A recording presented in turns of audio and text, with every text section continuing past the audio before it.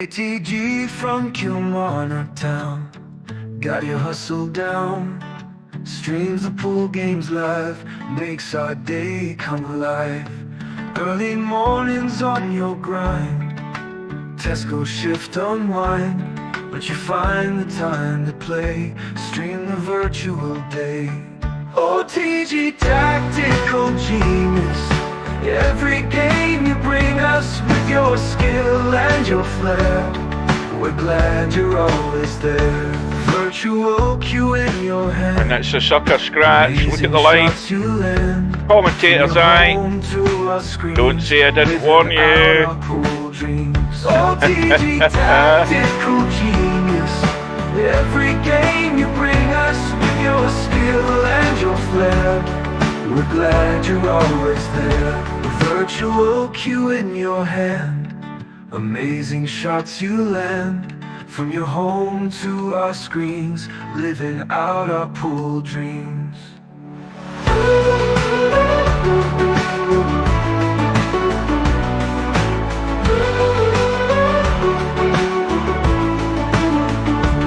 Early riser, work all done, streams the games just for fun.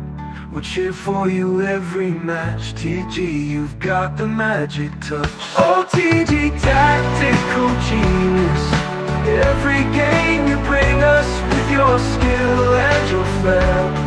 We're glad you're always there. OTG tactical genius, every game you bring us with your skill and your flair. We're glad you're always there. This for the 101. Absolutely sensational once again. Virtual cue in your hand, amazing shots you land. From your home to our screens, living out our pool dreams.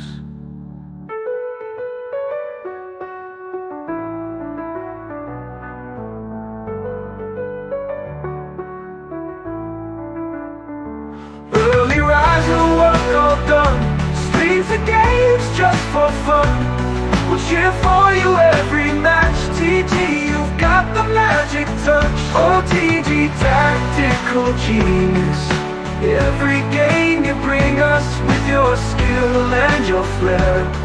We're glad you're always there. That was fantastic.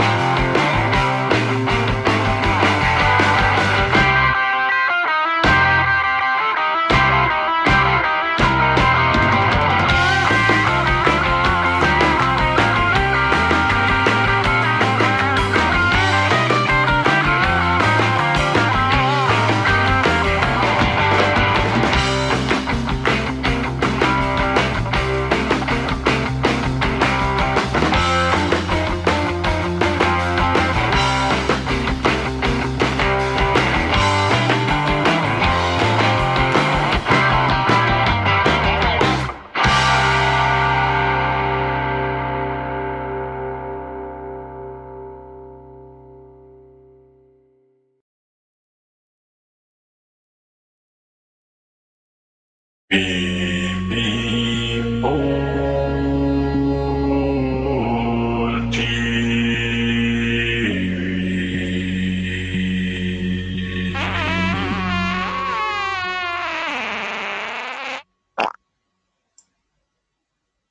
Where's the cue ball going? Oh dear, how sad, never mind.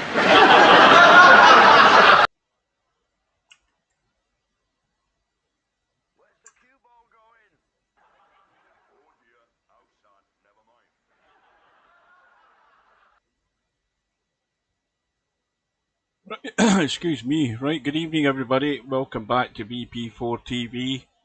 We are here for a one Loss side match tonight. We unfortunately didn't get the match last night because Albinari was due to play. Kenway forfeited before the match started, and thanks to miasma I wouldn't have known.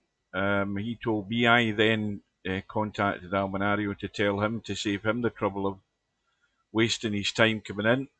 But we have a match tonight, one Loss side, race to 4, and it's Larry from the USA against DJ Simon, and that's going at the top of the hour. Let's see where we are. This is Friday night 9 ball. We're going to have a quick look and see. 1, 2, 3, 4, 5, 6, 7, 8, 9. 9 in now. Curiously enough, Spectre Dawn was in that earlier on, and he's withdrawn. I don't know why. Maybe he got called away or something, but he was signed up. But he's bailed out on it for whatever his reason is. And there are still loads of seats left, only half a field, so that won't be taking long. But we're going to be covering the match that's going to start. Well, Steve's still on holiday. I don't know when he's due back. I would have thought he'd been due back over the weekend at least. So only probably Simon knows. I'm not sure, but he's been away at least 2 weeks, so he has. He may well have one or two things to sort out when he comes back. Right, so good evening everybody. Any latecomers? Yeah, I don't know what happened to Spectre Dawn. I did see he was in early on. He was one of the first to sign up usually, but he's left the building, so obviously something has cropped up in the meantime, or he doesn't think whatever it is he's going to make it back in time. So rather than waste a spot, which is quite right to do, you get out in time. Brainful Out has just signed up, so that should be at least another one in. Larry's getting a bit of practice, and DJ Simon sitting up top just waiting on the room going up. We're about a minute or so away from that. Hopefully I'm coming through loud and clear.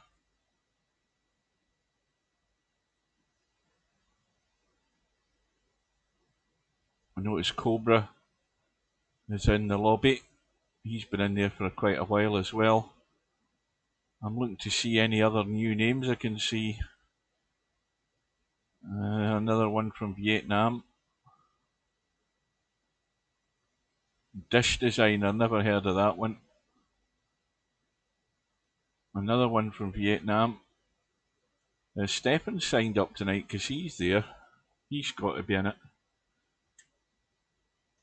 Good evening to Mark. Let's have a quick look. In fact, that room can't be far off going up. Do a quick refresh. Yeah, Stefan is in. So, how many seats is that now? Is that 5 left? Did 3 more get in? Well, it's getting better, but it's not going to be full, because the bracket's probably just about to go up. So, the room is up. We'll get ourselves in. Check my second camera.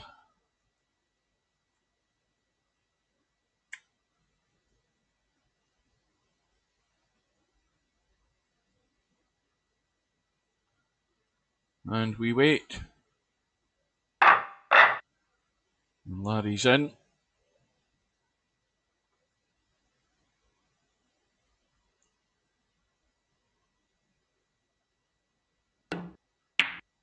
Well, this could run very close between the two of these guys. It really could.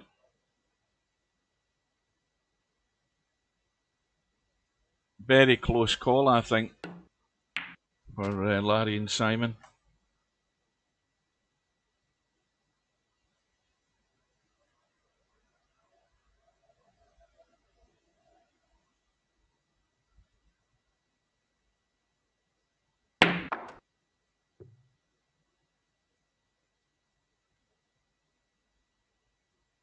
Well, Simon is in the lobby. Let's hope he's actually paying attention. Well, speak of the devil, he's arrived in the room.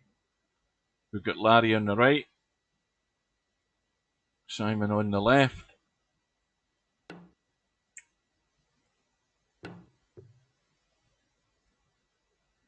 And Larry's is woefully short. Let's just say that. Simon's absolutely nailed it to the cushion. So he's given a break to Larry. Off we go.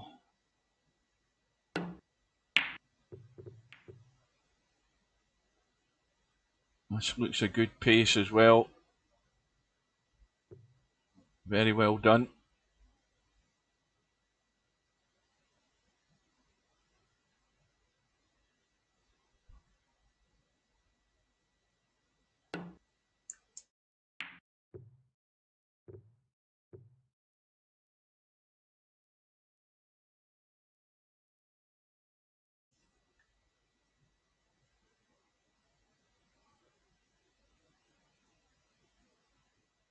Larry's got Goofy as his picture now.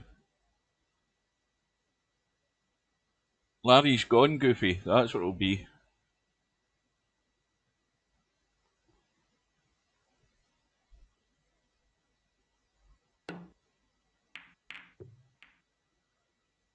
So the French anarchists are at it. I noticed, I heard in the news, they've disrupted the big high-speed train network in France. They've been setting fires to the cables and stuff. Anything to disrupt things. Make a name for themselves, get the headlines.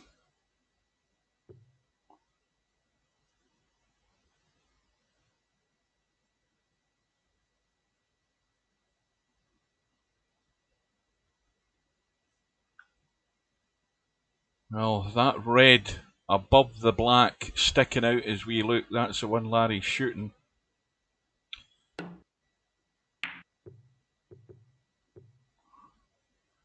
Need to miss the bump in the green.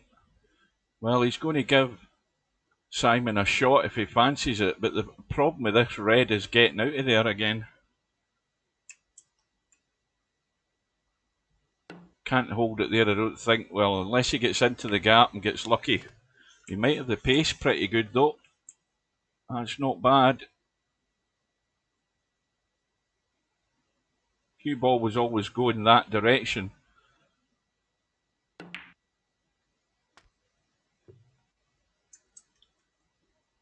So Simon off and running. Now dare he try going forward and getting into that gap again? No, he hasn't. He's overhit that by quite a margin. I'm not sure what he played for there in terms of the colour. But the black, of course, well, it is tight, but it does go. I thought it was blocked by that red, so it goes into both pockets.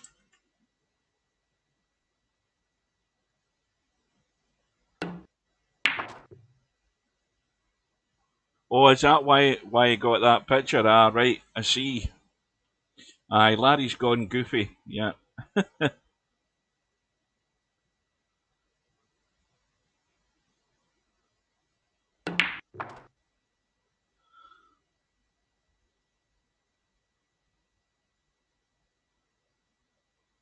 Well, this is not easy. Above all, he's got to miss the pack. But it's such an angle. Yeah, trying to hold for that black.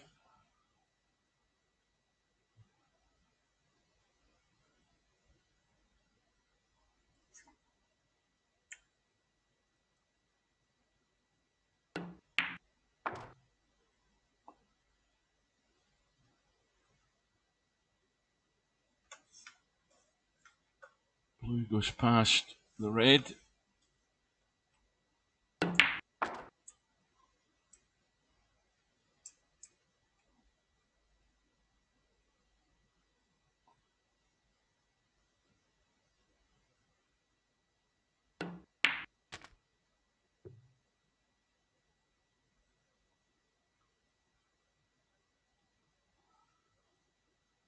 Well, he's not gone far enough for the black this time.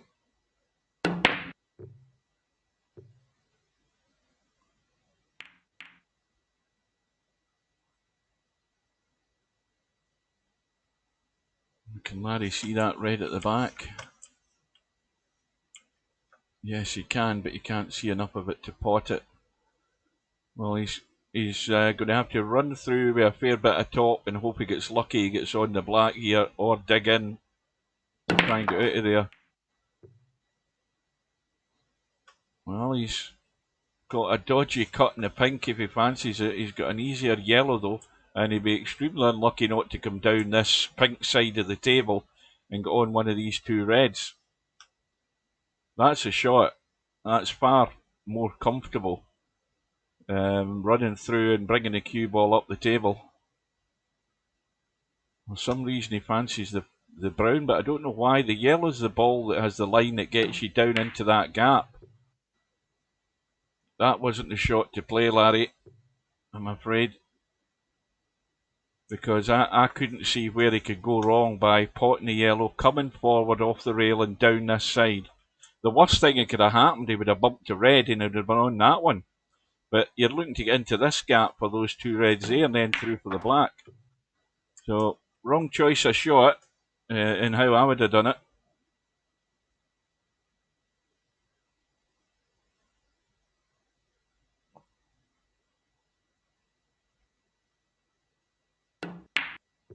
And Simon's struggling for his angles. And like I've said a lot of times, if you keep giving Larry opportunities, he's going to settle down soon enough and start scoring.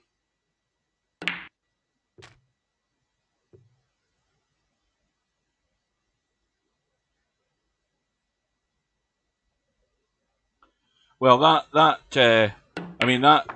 definitely was a cardinal sin that Larry played there. I mean, he was coming down for the red on the cushion to hold for the black, but you increase your odds by going down the right side because you can get half decent on those two reds or possibly the third one if he'd bumped that other red.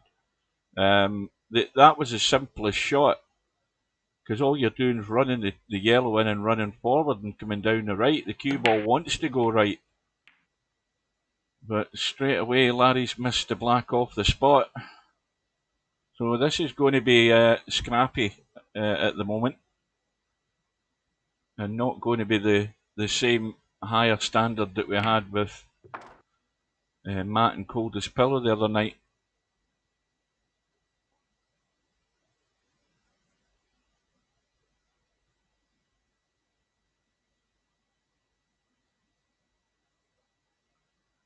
So now there's a problem with that red to the left of the pink. It blocks the path for those two other reds. And Simon doing a bit of ducking and diving. Got Larry in trouble. Right thing to do. Larry can't see anything. Well, if he spins it up with loads of left-hand side, he can certainly hit a red. The problem is he might not get out of there. That's the problem. He might be stuck up there. No, well, that's a good hit. And that's a pretty good result. Now, Simon should be hitting those two reds there and coming around behind the pink and up. He's gone all out for the red. He should have been ducking down to where the green is. I would never have took that on.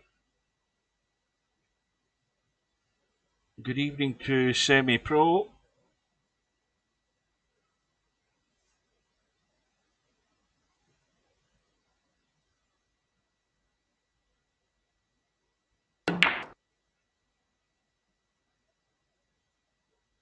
That's gone too far. Too far for the pink. That would have been handy. You could have cleared that red up where the black spot is. But he could take the black and try and dink down for that red. I don't know whether he can get on one of these two reds into the left-hand side pocket. We'll soon find out.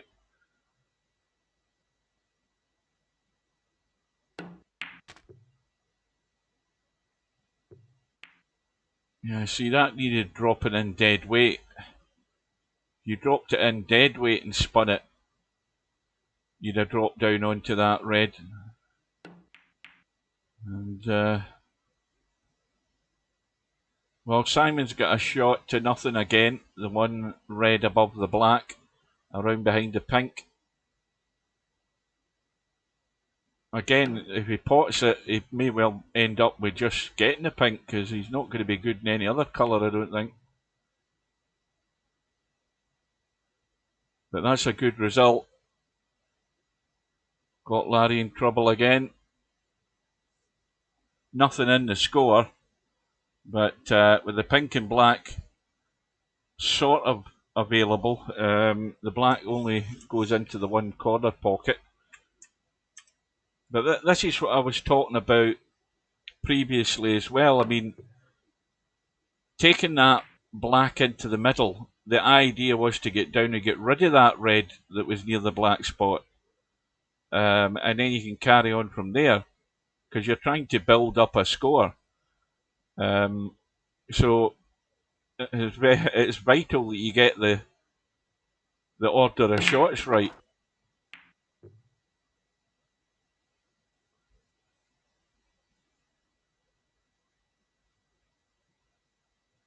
So Simon can get to the black. Now, was that a legal shot? I think it was. But again, he was never good on the next red. That's the problem. So the black's now out the game.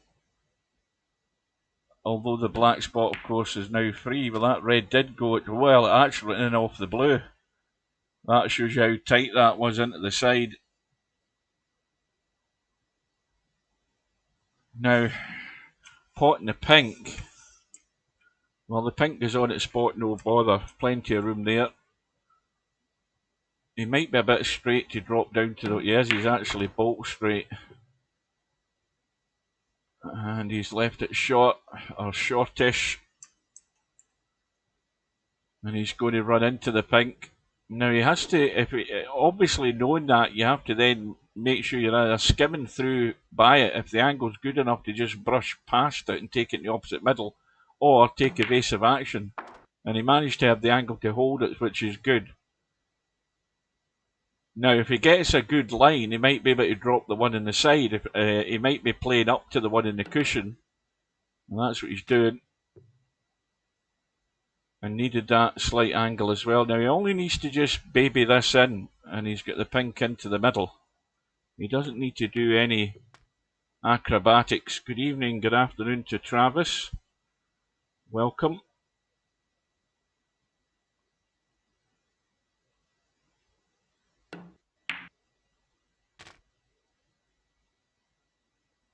And you see how the cue ball just keeps running on. Suddenly it's not quite a gimme, this red. But Larry's now got a decent little lead in that red. And this pink certainly will seal the deal.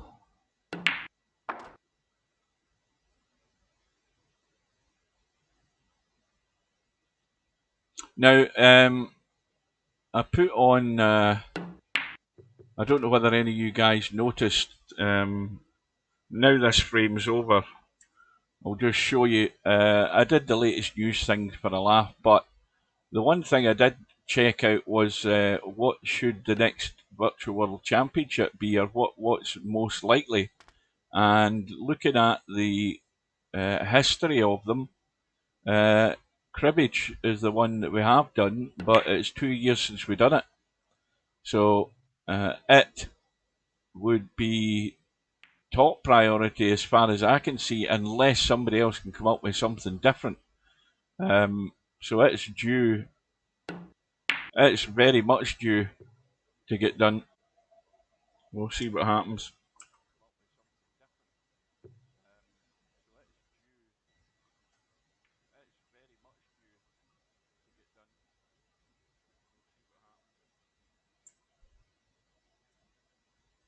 So just a bit of messing about.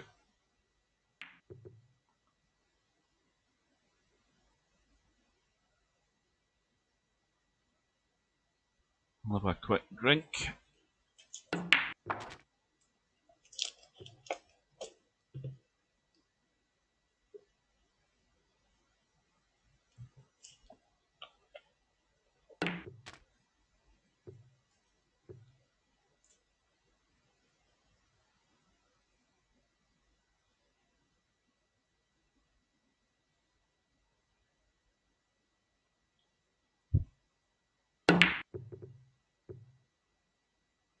So Larry has the first frame on the board.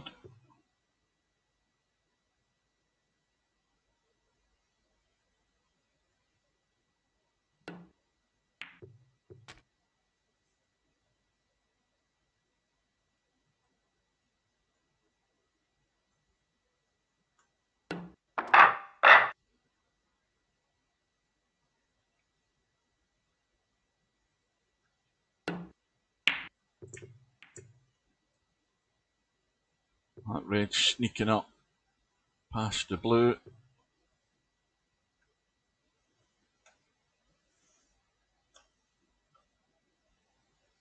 Yeah, it's tight past the brown. And of course now you've got to make sure you do get into bulk. And you know, that's the first priority here. You must get into bulk. With that red being there.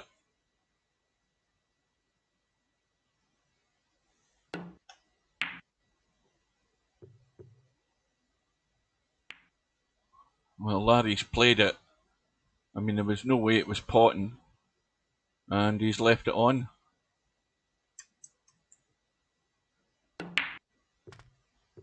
That needs to go top side of the blue. And it's just got there. Well, this is very tight.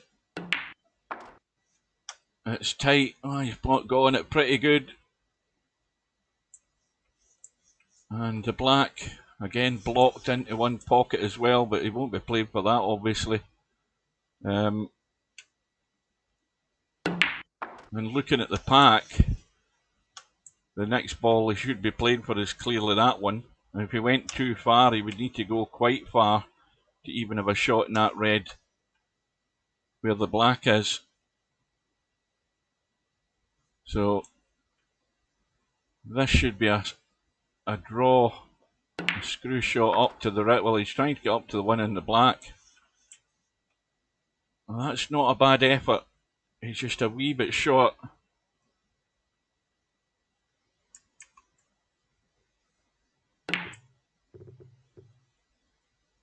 Again, you just touch these jaws, they'll rattle and hang. And this is difficult to judge. And you've got to watch the pace, because again, this cue ball will just spin out.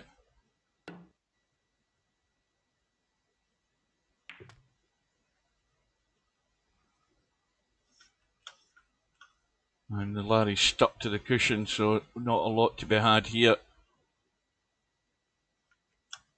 He may well have a shot to nothing on this red that's at the back of the pack. If he goes off the two rails and comes this side of the table, unless he spotted some sort of plant. See, if he'd hit that harder and got up sort of there, he could have played that red and run for cover. So all he's done now is unless he gets any cover behind the black, all he's done is left Simon an easy safety.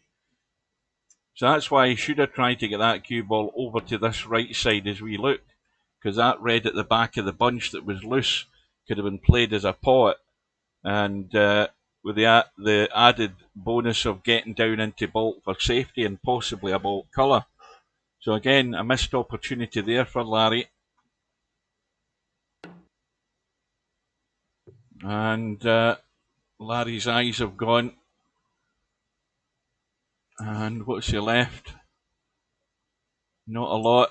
So Simon may well just get him to play from here rather than get him to replay the same shot again.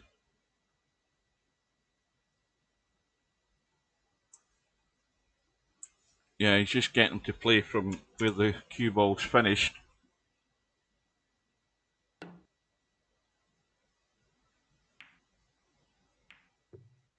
Well, you see, Simon's got control of the table here because Larry's, whenever you're playing up behind the pack and you leave edges of red showing, it's so easy for Simon to get a decent safety here. Now, as long as he misses the bump here, or he gets the right bump off this green, no, he hasn't, but the length is good. Excellent pace.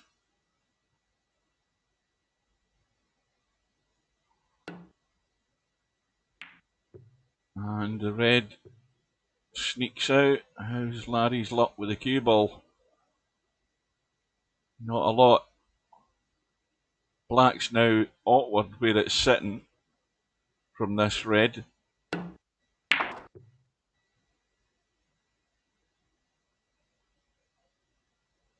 And again, Simon isn't quite there with the cue ball. Have a look at the pack. Well, that's not a plant.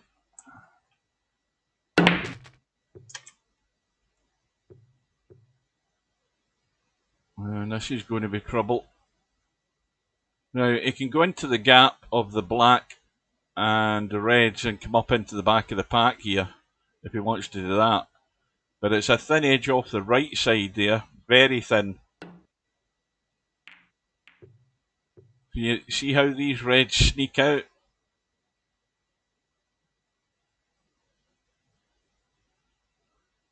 Well, is Larry going to get crazy? I think he is.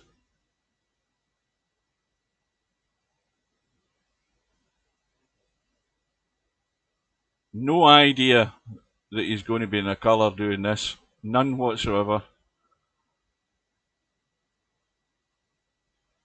I mean, he could end up stuck in a bunch with no shot at all. But he looks as if he's changed his mind. And if he does play this other red, he's pushing it over to the right-hand corner pocket again. No, he went all out. And he has got the cue ball out. And he's on a colour. So he took the risk.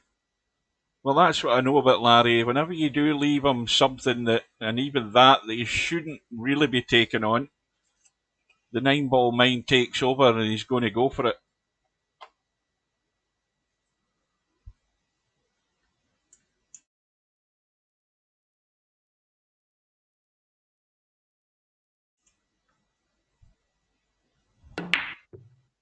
Oh dear.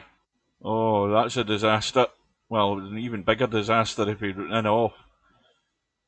But Simon now, Larry's done all the damage. You know, this is what I'm talking about. This is why Larry's going to fall into that trap all the time. You know, he's done the damage. He's burst the reds open. And well, Simon hasn't really. He really wanted to get right down onto this pink. It's at a slight angle now. Is he on the black? Well, he's on the black. Problem is that all those reds are all sort of blocked by the pink and the red, and he's got one loose red up the table. But again, angles are not there for Simon. He's not getting the line at all, and now it's backfired the other way. Larry's got off the hook, and he's got a whole pile of reds that he's on, and he wants to be taking that black and making sure he can see the red that's to the right of the pink. That's what he should be looking at, because that needs to get out of the way. And also, if you're planning ahead, you also need to check that the pink is on its spot, which it does, because you need that out of the way as well. So this is a great opportunity for Larry for 2-0. Welcome to Brainful Out.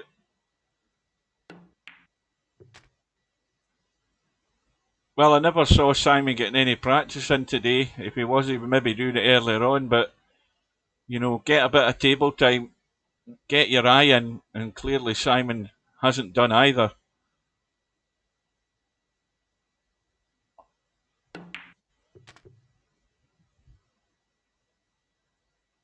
Now, what's Larry got himself on? Well, one thing he's got a problem with is he's stuck to the rail again. That's no good. It just limits what you can do. And he might well just take his medicine here and go for a long blue. Yeah.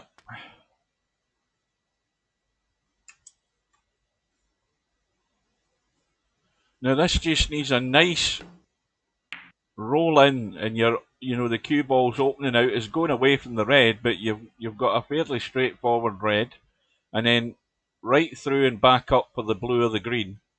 That should be the plan here. You're always playing into an area. Well, he hasn't hit this. He hasn't hit it at all. I mean, if he comes up and gets past the blue, he's got a good angle. If he goes a bit too far, he's got the green, but now he's neither here nor there. He'd probably be better taking the green again. Now, he's looking around and looking around. It's got to be the green and go forward, and then he's got a target area for 3 reds, and he'll be unlucky not to be on one of them. So it's all about judging the pace. And he doesn't want to come on top of them. That's no good.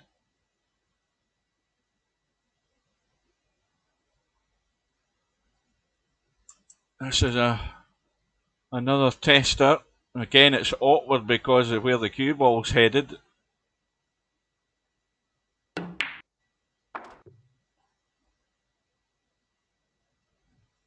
And he'll just be thankful that he can see a colour. Now, is he looking at trying to line this into the middle pocket? This is a no-no. Problem though is he can't get away from there.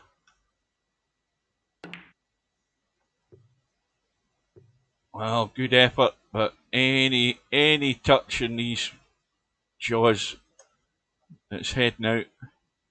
So Simon's now got a pressure pot.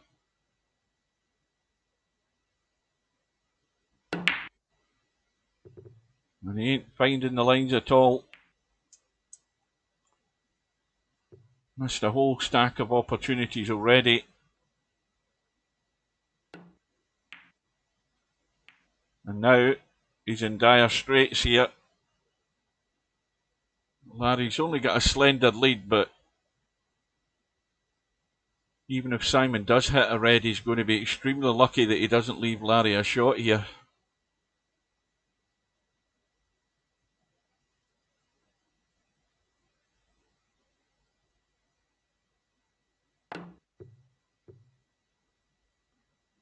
And that's just going to come out nice for the red that's near the black spot. Might be a bit straight though.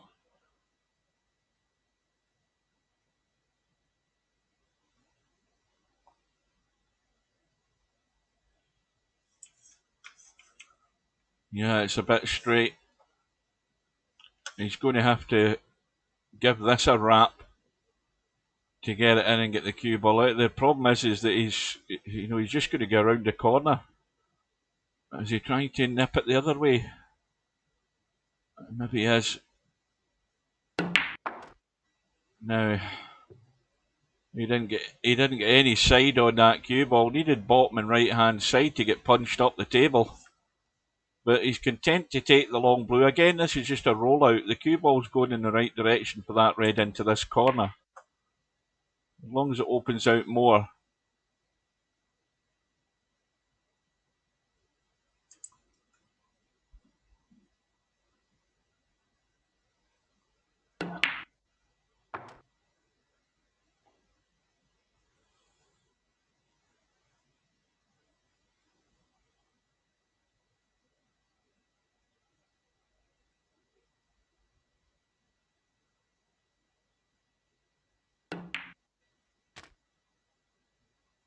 Well, didn't want to do anything exorbitant with the cue ball, so he's left it tough. He's got a lead, but it's not a frame-winning lead. And he needs the blue to come to his rescue, which it isn't. So now Simon has his chance.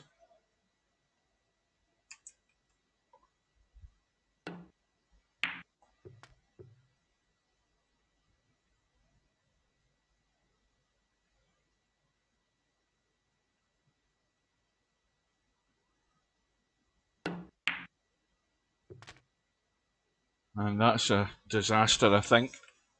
Yeah.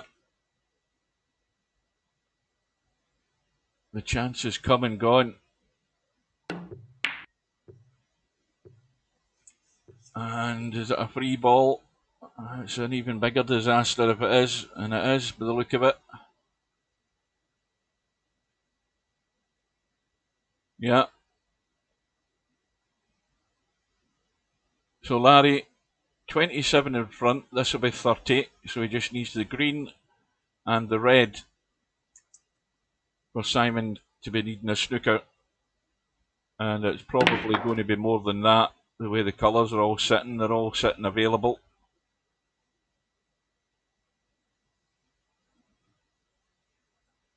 Now, got to watch this middle pocket if he's getting into this cue ball. Got to be careful how he does. See what I mean? You know, he's trifling with the middle pocket there. But he's home and dry. And it's 2-0 to Larry.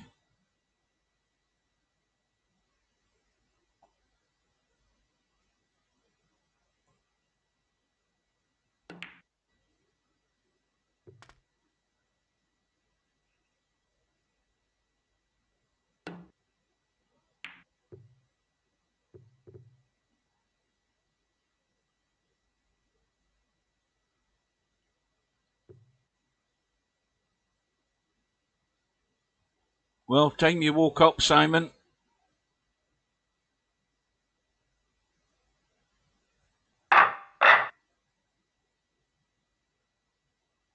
So frame number 3, Larry from the USA to break. Red coming down the table. And Simon has a shot, and it's a roll through. So good straight pot, and get the pace right, you're on the black.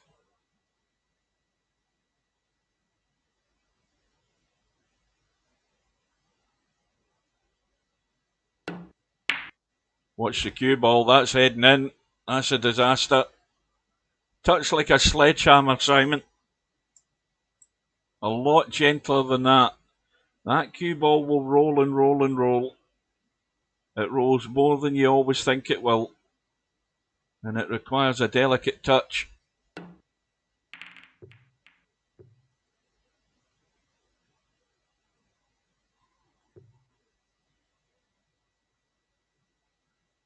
Now that red just sticking out, might not be able to see enough of it.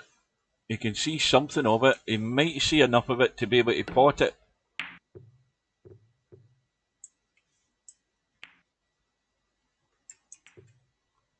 Well, just as well the cue ball hit the green and take that bit of pace off it.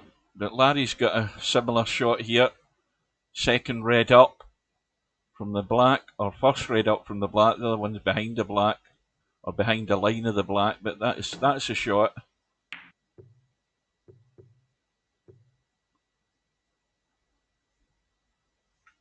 And he's got the cover.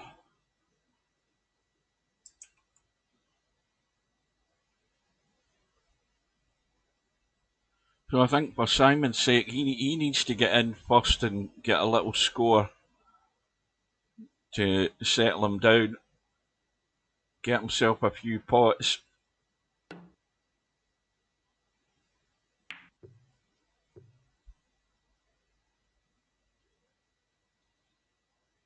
Well, now it's Simon's turn to concede control of the table to Larry, because Larry's got the easiest safety. in the world here. And he's got a target ball.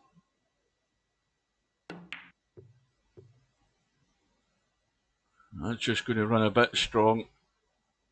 The line was down towards the brown, but almost got him behind the yellow, has he? Well, he certainly got him covered in that outside red.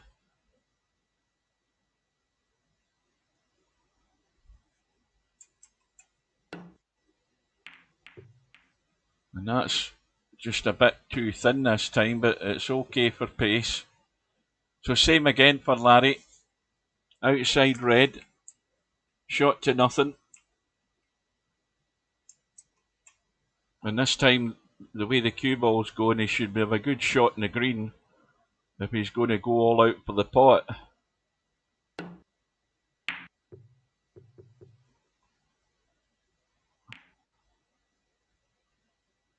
Well, it certainly bounced enough to have a cut in the green.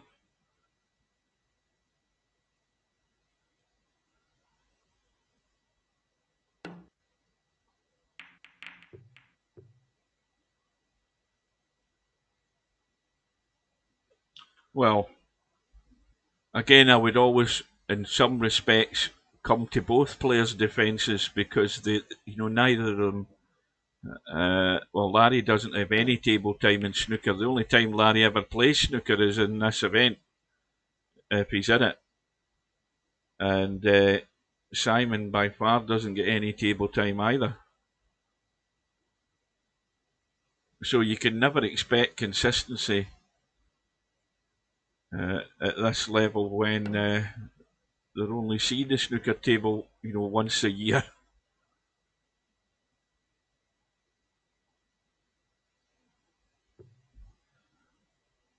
But the more shots you get and the more turns at the table you get, the more you kind of get your eye in and settle down and get that pace again.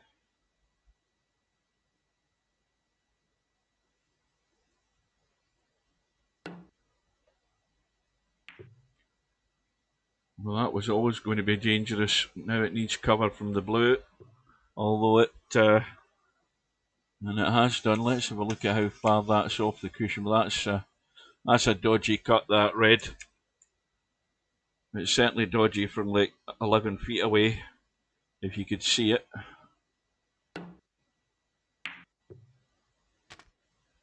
Well, this time Simon's picked one out. Now this is not going to bounce enough. It's dead on the cushion, perfect for weight. But again, this is another test of Simon's pace. The roll through for the red up above the pink. And he's a better pace this time. Now, black you can forget about. Now this is just a little stunned draw, a little sort of stunny draw shot. He's just, well, he's got the angles. He might be going for a bump here.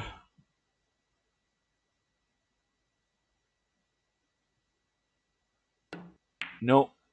Watch the cue ball. Watch the cue ball. Commentator's eye. He had to get into the cue ball there. You got to affect the line of the cue ball. That's a really poor shot. I mean, that is really poor. You've got to get hold of the cue ball and make sure you're changing that line that it's going. Because your eye tells you you're heading to that pocket.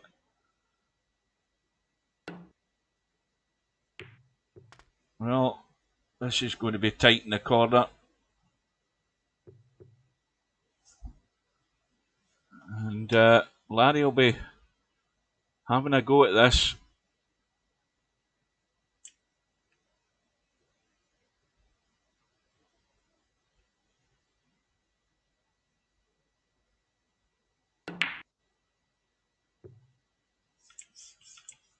See how much of a struggle it is. And Simon will be having a blast here, no doubt. No, he's decided he is going to have a go. I thought he was thinking of skimming off the right side of the pack there. So, and you know, things are going from bad to worse. Now he's knocked a pink in, and now Larry's got an easy red down the cushion. And the only problem there is Simon's actually got lucky because the pink now doesn't spot, and it's now hampering the black. Now, you can't pot that black. You can't pot that.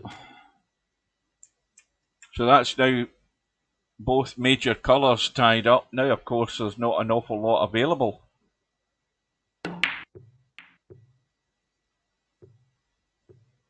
Again, what was the value in potting that blue? Well, Larry actually got into a space where there was that red there. I might have been able to get enough of that to pot it, but that's a bit over ambitious. I don't think there was any great value in potting that blue. Or attempting to pot it anyway.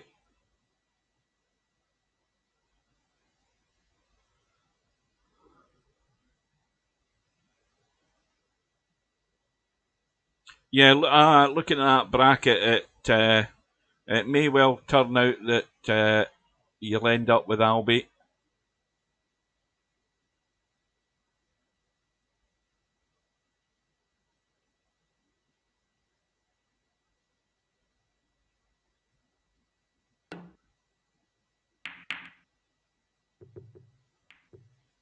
Well, you can always rely on Larry having a go. And this is where you have to make hay while the sun shines, but it's going to be so difficult. Simon's going to have a red and a green to start with.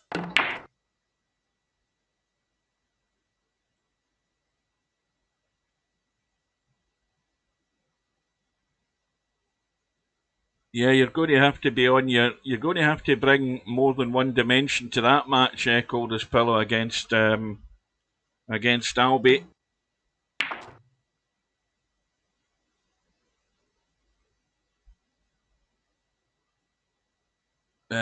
If it's a case of the best form of defence is attack, then you better make sure you're potting everything. That's the only thing I could say. Got to keep it tight. Got to feast off his mistakes. And not be overly aggressive. Got to take on shots at the right time. And Simon is in dire straits in terms of reliability and potting. He ain't at the party.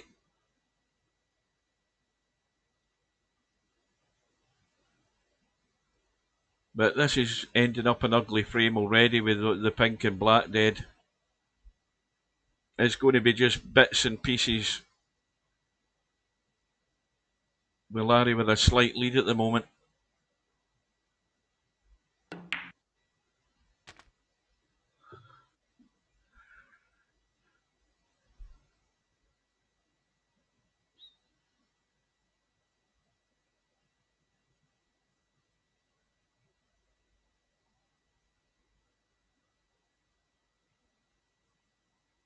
I see Andy Murray's already withdrawn from the men's singles at the Olympics. All he's got now is the doubles.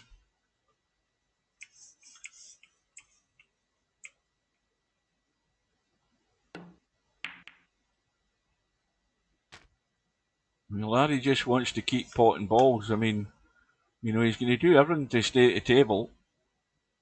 And the way, to be honest with you, you know, I don't agree with half the things that Larry will do, but at the end of the day, Simon's not giving him any trouble.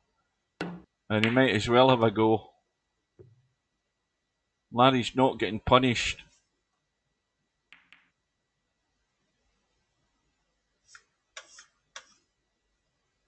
And he'll just duck behind the pink and black here.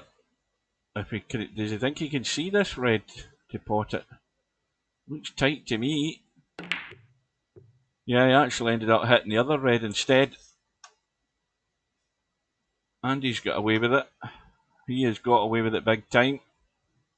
So Larry with, what, 26 points to 11? So nothing in it.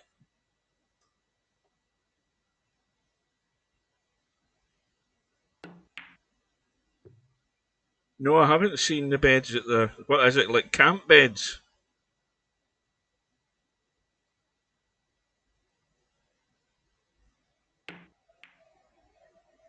What's Mark saying about the Dave Clark 5? I missed that one. That went over my head, that one. Made of cardboard, or this will be environmentally friendly crap that they've got in. They're trying to make it probably like the most sort of zero, whatever it is, I don't know. Zero, what is it you call it again?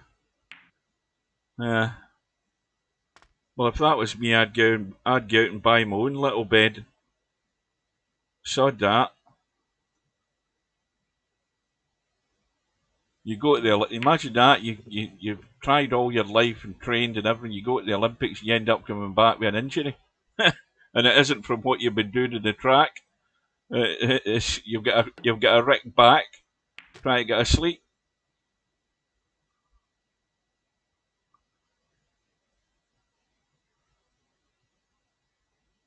So roll in the blue. Don't snooky yourself behind the blue, Larry, for that red. That's the best bit of advice I can give you here. Yeah, don't do what you've just done there, Larry. Commentator's eye.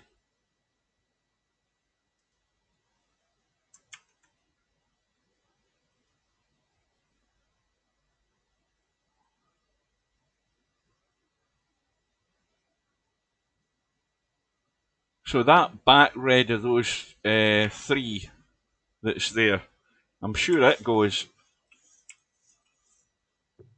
It does go. And I think Larry's just had a fluke.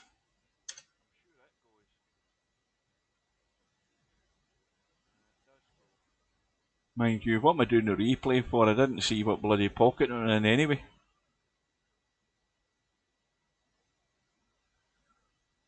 Now, the angle's not great, but see, that's the problem. He's took a chunk of the pink, hung the black now covers the pocket. Simon's not got anything, and now you're going to end up having safeties played with these reds going ever closer to the black.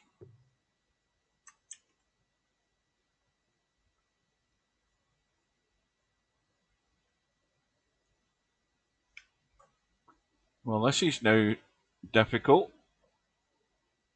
There's a very, very thin edge on that middle red. So, he's trying to miss a double kiss here. He's done it.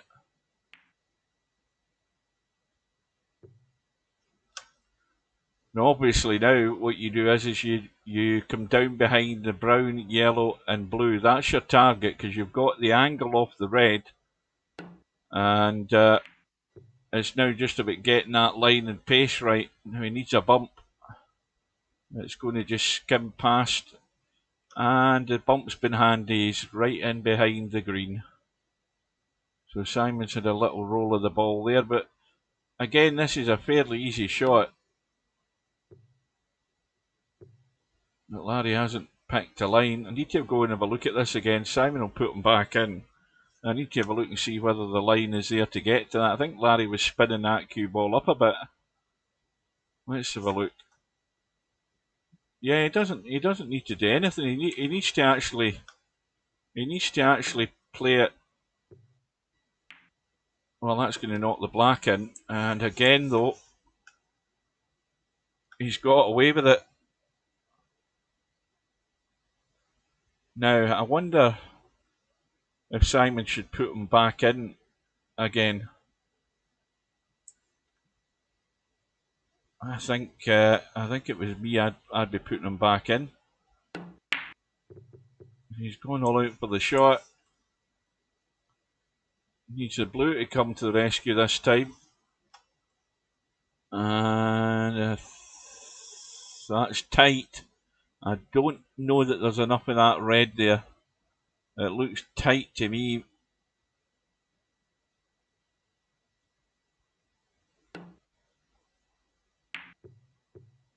Yeah. I don't even think he played a pot on it.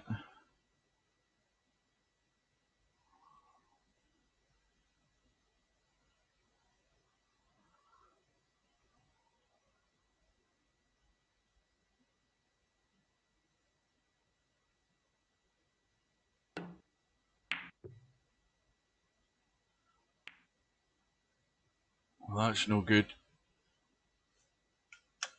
That's no good at all, Simon.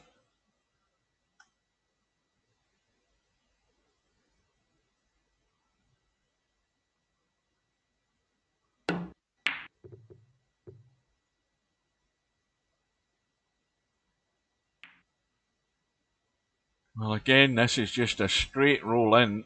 Now, we saw what Simon did with a straight red earlier on in the last frame. Followed the red straight in. This time he's left it a bit short. But I think if you're going to get back into this, Simon, you've got to duck and dive here. I mean, there was 7 points there for the taking, but you've got to try and keep this tight. The two reds are no good where they're sitting.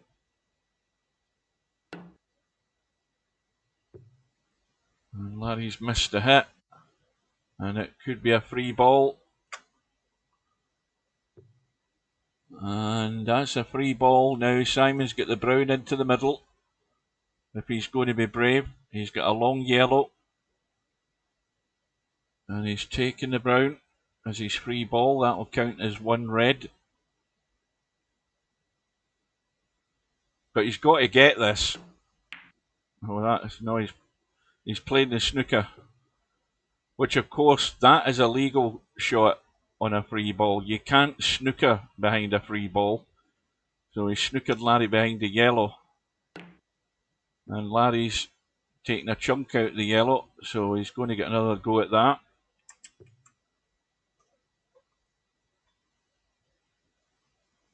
There shouldn't be any second thoughts for Simon here. He should be sticking him in again. Foul and miss called, so stick him back in, get him to replay the shot.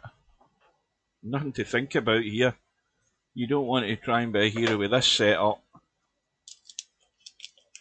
Because if Larry does hit the red, you're hoping he brings it into play.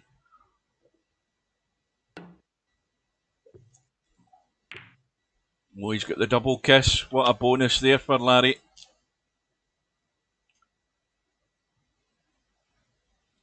Well, again, just a thin edge left side of the red.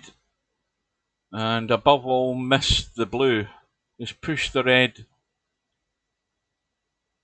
sort of towards the other one.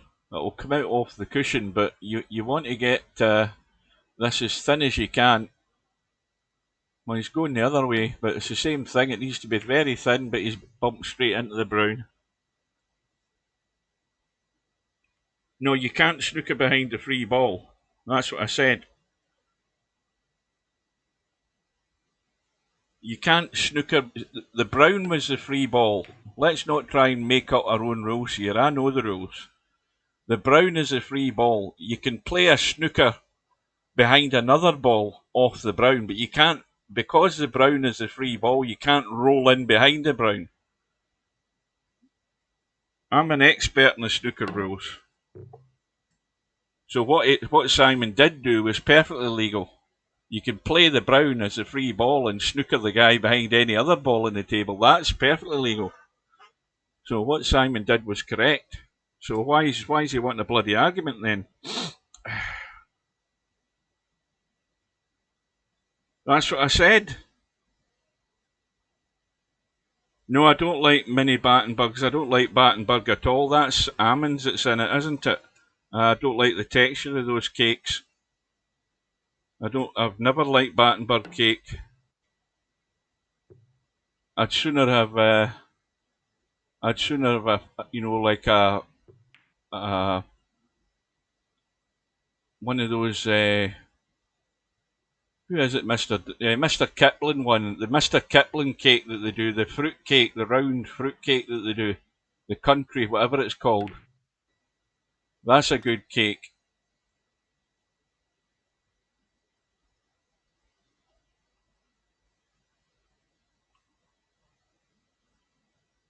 Well, Larry with a slender lead, you know, I don't know whether he can get anything on this red at all, if he's going to try and get a bump. Let's have a look. No, at best he might catch the edge of it, but it's such an angle on the black. It's far better ducking for cover here. Look at the pink and black covering that red. So easy to put Simon in trouble.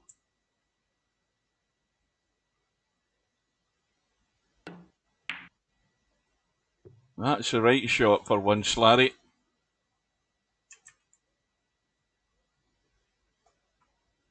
Now, what Simon should be doing here is rolling dead weight. If he doesn't get it right first time, he should get it right second go, if Larry sticks him in again.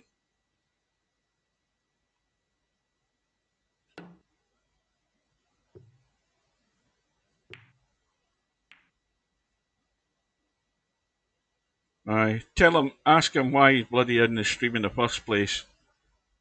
Tell him to get his bloody focus going. And mind his own business. The commentator knows what he's talking about in snooker.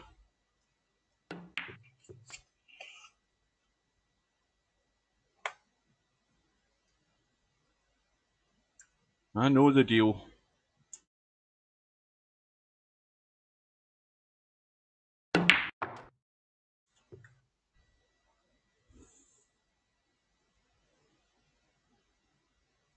In fact, if you go and listen to the playback, you'll see that I said nothing wrong at all. I said everything correctly. So I did.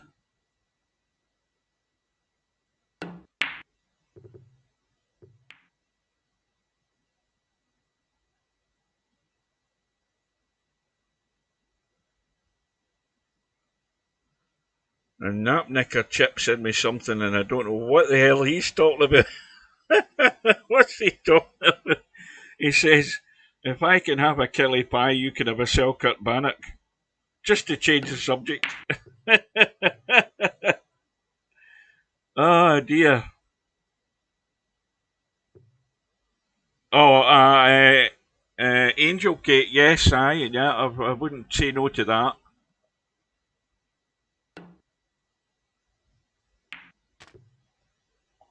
I had two last Saturday when I got home. I was starving, so I got home straight in, put the kettle on, straight back out into the car, right down to Browning's the Bakers, and two belter bridies as they call them, but I call them steak bridies. That's what they are.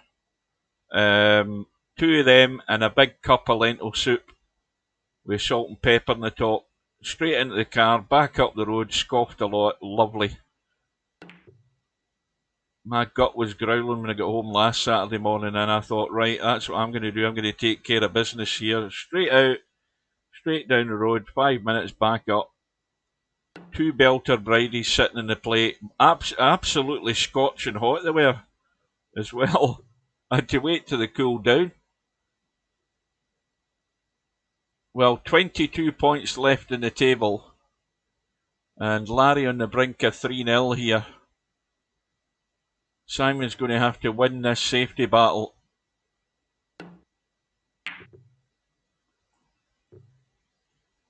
I like Madeira cake. Now in our Tesco, in the Polish section, right? Now here's a tip for you if you've got a big Polish section in your Tesco. They do this bag with individual sliced Madeira cakes in it. I don't know the brand because it's Polish, but they do this bag of them, and whenever the Tesco club card deals on them, I buy them. They're lovely. They're individually wrapped. They come, I think it's 3 in a pack in the bag, but there's a big bag full of them. You want to try them. little individual Madeira cakes. You get them, take a pack out with 3 in it, and get a cup of coffee going or a cup of tea. You'll love them. Or if you prefer, make sure you've got a good jar of lemon curd in the larder and put a big slice, a big swathe of lemon curd over the top on your little Madeira slices. You'll love it even better. Well, Larry with a 3-0 lead, and it's the proverbial mountain to climb for DJ Simon.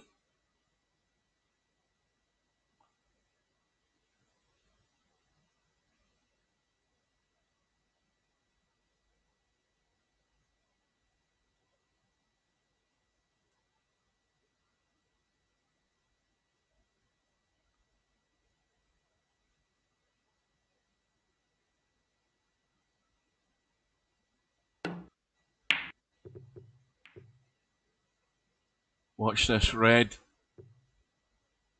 Green's got to get the cover, and it hasn't. That was simply because when you're breaking off, if you get that last red too thick, all you're doing is pushing it to the back cushion, and if it doesn't bump any reds, it's coming up the table like that. So you've got to get the break with the right hit on that red. If you hit it too thick, you're always going to bring the red up the table. But Larry, trying to speed things up, immediately misses the blue. Well, I haven't said that in the commentary, Simon, but seeing as you have said, yes, Simon is playing total shite tonight. That's probably the best way of describing it.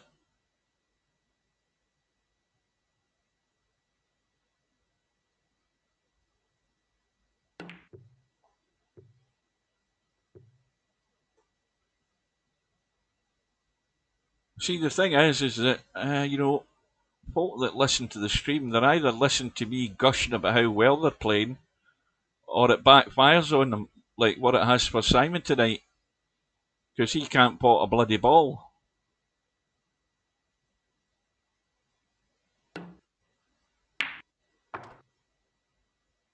Watch this cue ball. I think he's okay. But there's not a lot more going to be scored here, unless you want to get crazy. It might be worth getting a wee bit crazy though, because if you could get this cue ball into the middle of the table, you've got that crazy pot in the red, and unless you hit this hard enough, you might not get out onto the black. If you're just going to nuss it in, but again, this time Larry sees sense.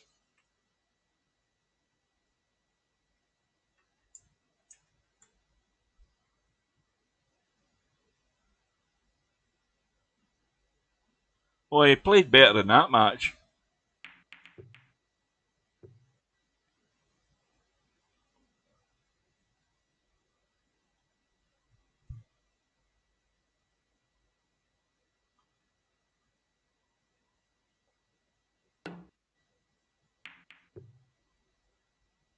Just a wee bit thin, but this might stay at the table. Then again, it might not.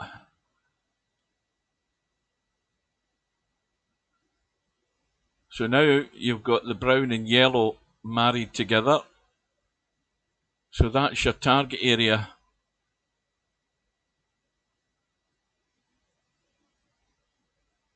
So you're just looking for how much of the red you're taking to find that line. That's just going to go short. And Larry's got the same shot if he fancies it, but again, Larry might be induced into taking on this red.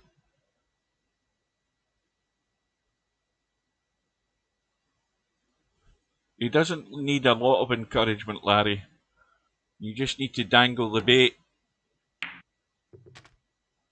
And he's got it. Now, can he get the black? Yes, he can. Now, this shot here, now the problem is, if he pots the black, black's going in its spot. You can get on this red by going 2 rails in behind the black and out. coming across the way. That's the shot to get there.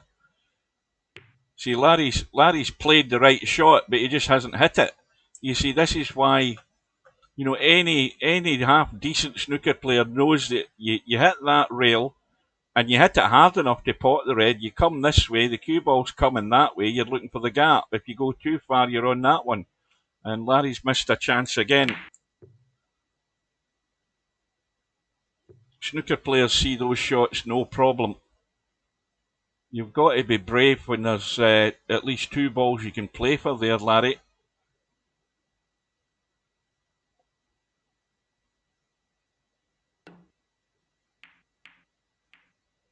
Well, it's not necessarily he plays old. He plays old school. There's no reason for him not to be aggressive there. Let's put it that way. And Larry must have known that you can get off the rail and off the back rail and out into that gap. But he wasn't brave enough to play it.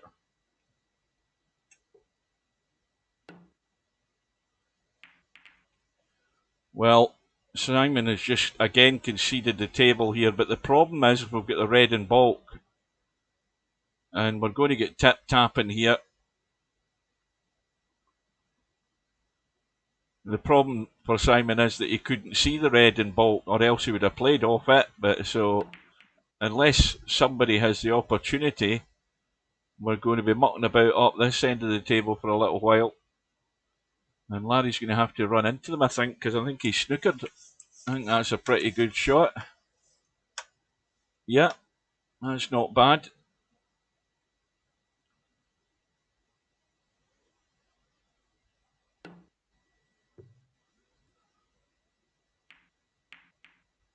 And that's not a bad hit either.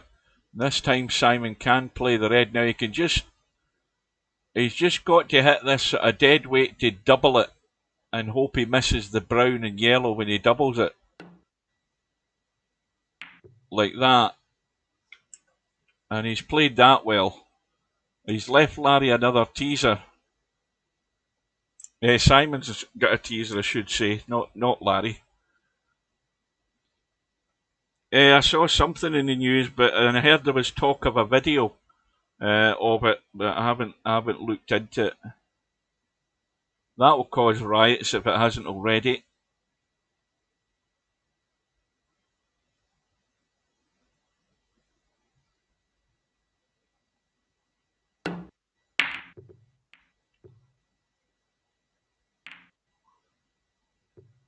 Right. Time for a study of the table here. Now, that's the red to play to go through and go on the black. That's the one to play if you're going to be brave.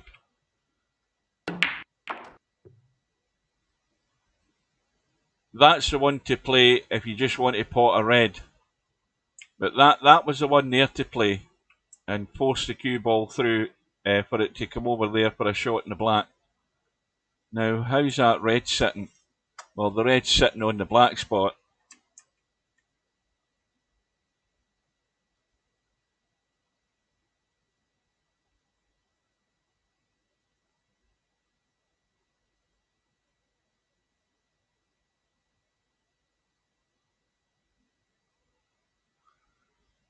Oh, there'll be a big court case about that. As if I take it the policeman's been suspended and whatever. The usual reaction to it. They'll be trying to defuse the situation, but all the thugs and lunatics down there will be looking to make a protest about it. I bet they are, and then they'll set cars on fire at some point if they haven't already done. I haven't seen the news at all today, so I don't know what's happening in the world.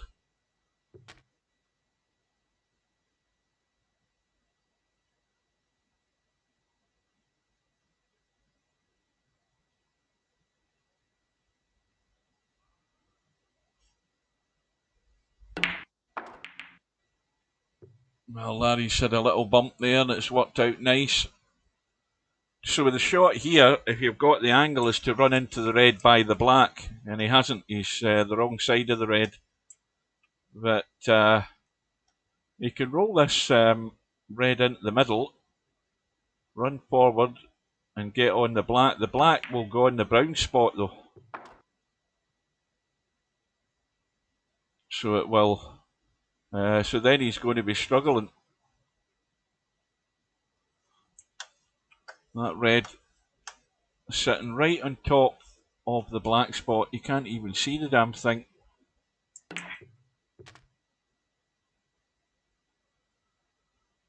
And now it becomes tougher. So he's got to whack this red in. And he'll probably on the yellow or the green. Maybe even on the black. And he's not really hit that.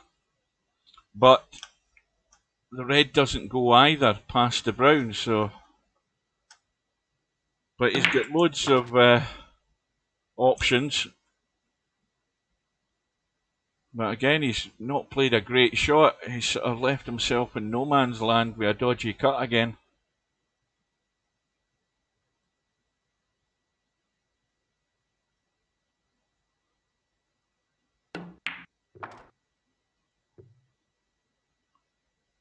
So Larry with a 34-point lead, 35-point lead. Would dearly like to somehow take that yellow and get rid of that bloody red that's there, because that's the annoying one. But he's probably going to just leave that for Simon, because Larry's just going to take what's there.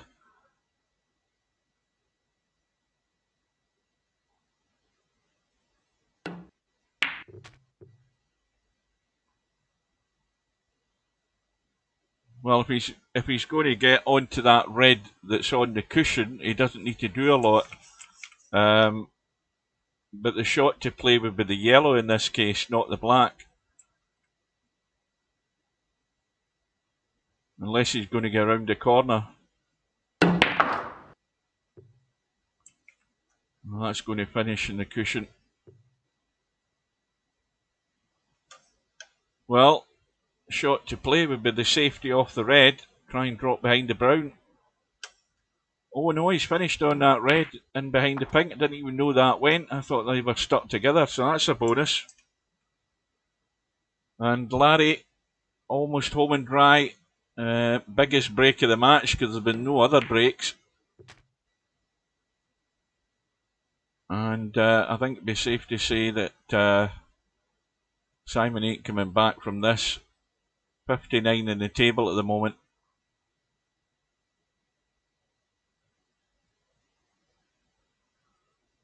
And then we'll nip over and see what's happening on Friday night 9-ball.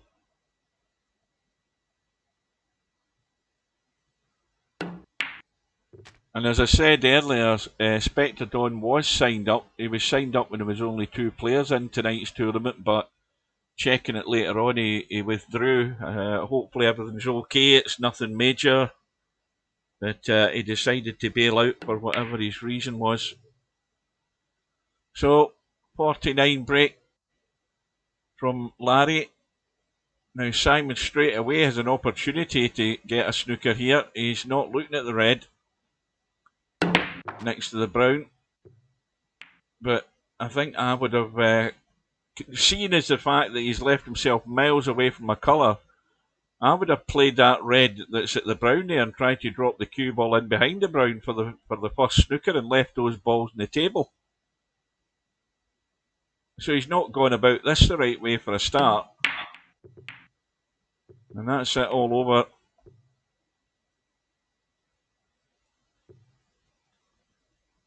Not got his snooker head on at all. And thin cut in the red. Oh, maybe not. Maybe it didn't go past the brown. So only 43 left in the table.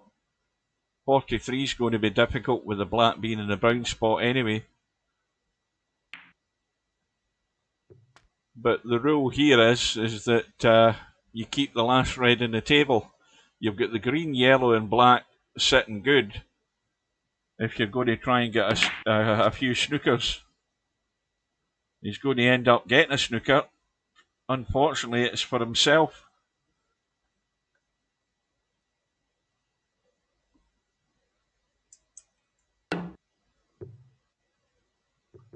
Right, I think we'll call it quits. Well done to Larry. Comfortable win. Not very much at all coming back from Simon tonight.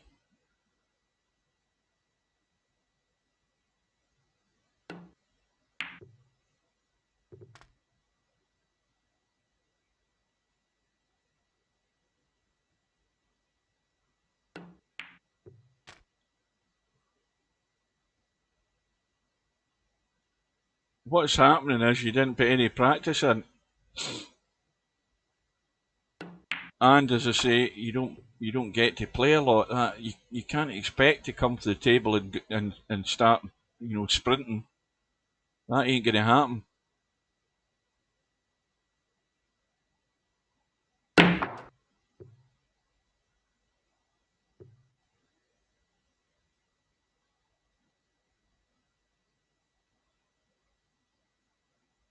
So we'll have a quick look at the bracket and see how things are shaping up. But this is the worst Virtual World Snooker Championship ever that I can remember. For forfeits, the defending champion not been in it, but the forfeits has been astronomical. One after the other.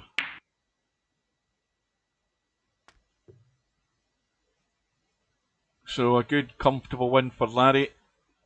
He survives. He will march on by 4 frames to 0. Right, so we'll get a quick shifty, as they say. There is one match on the schedule. King Eric against Lard. That's a one Loss side match, and that is at 9:46 PM on Sunday night, and I won't be there. And meanwhile, going down this one Loss side, we've got Progressive Pool and this guy Tench. I think I've seen him in the lobby yesterday. I've never seen this guy. You've got the forfeit from Kenway, so Albinario through there. Good. It looks as if Albinario may well be getting through to Coldest Pillow without playing, to be honest with you. I don't know what the hell's going to happen there. You've got Larry up against Liddell, and Larry will be too strong in that match against Liddell. You've got this match with King Eric and Lard. You've got Tarek having gone through 4-1 against Bankster. You've got that guy who forfeited, the French-Canadian guy, against Chiku, who also forfeited, I think. I mean, it's a whole list the length of your arm. So that probably won't go ahead. You've got Spud Boy probably going to get a bye there through to play Whiskey. So it's awful. It's bloody terrible. Let's look at the winner's side. The winner's side, from top to bottom, you've got Tony Sam against Hugh Plonker Rodney. They've got until August the 2nd. You've got MC Clarkey waiting on the winner of that. In round 4, you have LS3, who is lying there in round 4, waiting to play the winner of Keith and Rosen, or Rossen, I don't know how you pronounce that. So those are the matches that are there, but only one scheduled. Right, that's enough of that. Let's have a look at the Friday night 9-ball bracket and see how things are shaping up there. Where have we got to? Right, so on the winner's side, we've got Bankster playing Charlie Bravo. Bankster given the, what's that, the 6-ball or the 5-ball? 6-ball. We've got DJ Redo and Wenny playing. Wenny's getting 7 and out. Wenny's on the hill. Stefan's waiting to play the winner there. One Loss side, we've got Brainful out and Travis. Travis getting the 7-ball. Let's just jump into that one. Right, what have I missed in the chat? Snooker is too polarised. Do you care to elaborate on that, Larry? What does that mean? We'll wait till I change this to the blue cloth. Miscellaneous.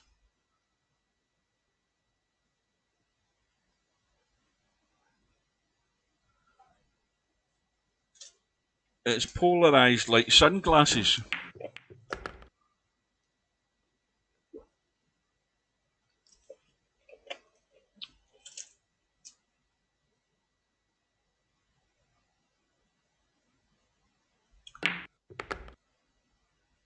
Well, no, you either play the game or you don't. That would be the answer. That would be my response to that. You're either very good or very poor. The thing is, the way you get better at it is table time. I mean, if you've got an idea of what you're doing, then table time is the answer to it. And you're not going to get that table time playing it once a year, Larry. If you stuck at it for a year, you'd be a far better player. But Larry couldn't stand the boredom long enough to do that.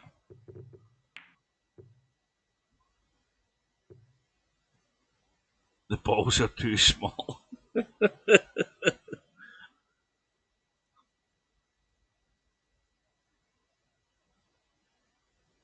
So, one lost side is, of course, race to 4. And Travis, did I say 7 and out? No, he's getting a 7 ball. But he really shouldn't be getting to the 7 ball here. Brainful out. Sitting good. Although he's made it slightly awkward because now he's blocked. I think he's blocked this. Well, he's pushed the 7 ball in line with the 9, so he's got a 7-9 combo. But that wasn't probably in the plan.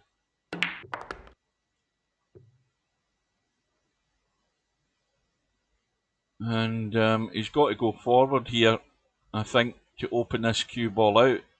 Try and get that line on the 7 and 9. Is he going to nip back? I've been nipping forward. Even if I'm further away from it, I'm trying to get he is going forward. But goodness me, he's missed the 6 ball. Well, would you believe it? I think I've jinxed him. I think it's like a plague that goes through VP4 whenever I enter a room. And, well, it's not a good line.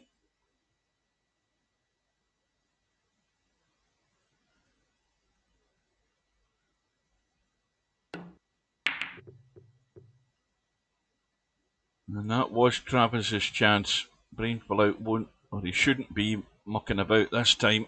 So there's 2 quick results in Charlie Bravo and Bankster. Bankster through 7-4. And likewise for Wenny against DJ Redo.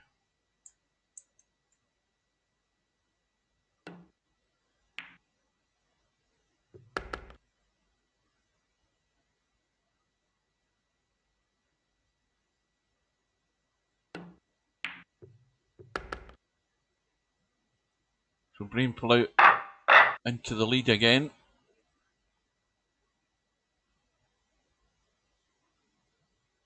I didn't hear anything go. Well, this is a big test for Travis. He's got an angle in the 1 ball to run forward. Yeah, well, everything about that was wrong. But he's come up smelling the roses with the fluke snooker. Do we know what happened to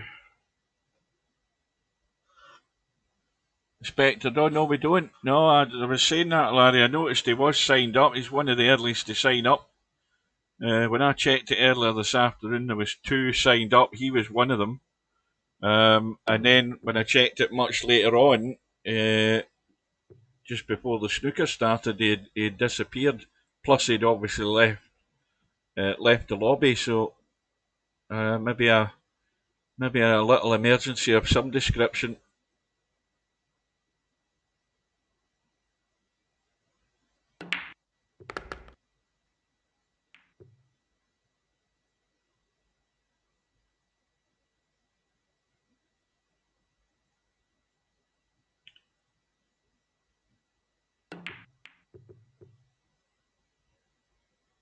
Well, Travis definitely struggles potting.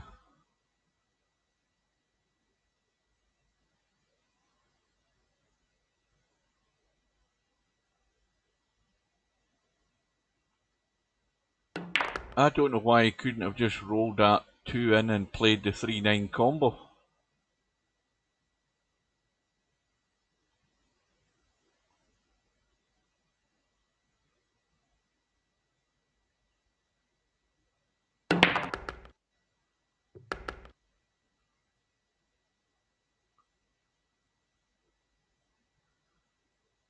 What you mean? He said he needed a break again after having a break for a couple of weeks. Is that what you're saying, Miasma?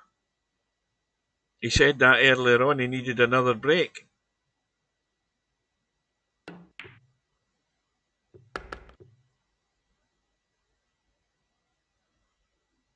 Right. Well, when we get told that when he wasn't here anyway, we get told that he was taking a break. But is that you telling us what we heard a couple of weeks ago, or is that you telling us what was said earlier today? Oh, you did talk to him a couple of days ago. Yeah, well, it's even more curious that he's been back a couple of days and they did sign up for tonight and then he's disappeared. Anyway, it's none of our business unless he tells us.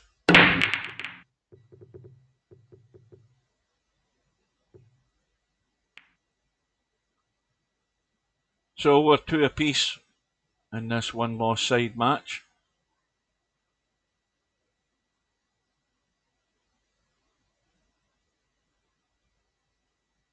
Well, I suppose, let me have a quick look at that bracket again. I would have to say that looking at who's left in the tournament, I'm going to put pressure on them.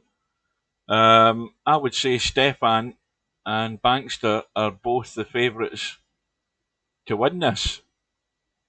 That's what I would say it would be on paper, that Bankster and Stefan should be the favourites. And at the moment, Wenny is up 1-0 in their match, and the winner of that match will play Bankster. So it's got to be those two that are favourite. But of course, with the people that are left in this, there's handicaps going left, right, and centre for people here. So Stefan and Bankster have to be careful.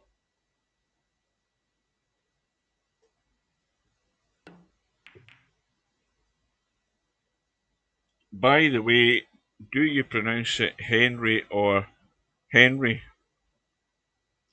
Or do you mean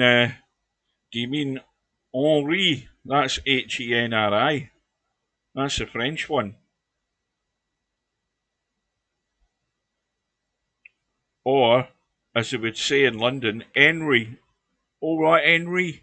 You don't pronounce the H.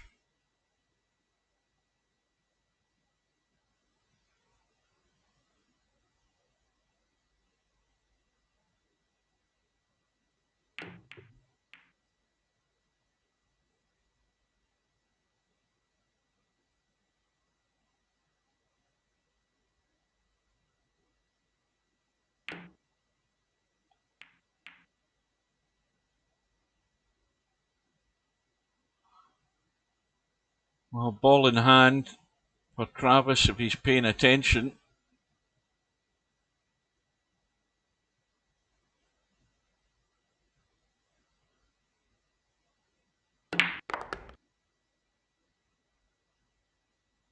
Well, this has got a nice little line, a nice little angle to pot that 2 ball, come out behind the 8 ball. Yeah, but it's just way too heavy. Got to just let that cue ball roll out. I think a lot of players like Travis's level don't have the confidence to play those type of shots. You know, that's raising your game to that next sort of level. Definitely. It's a struggle for people at Travis's level. Although, I mean, he's got a 1945 rating.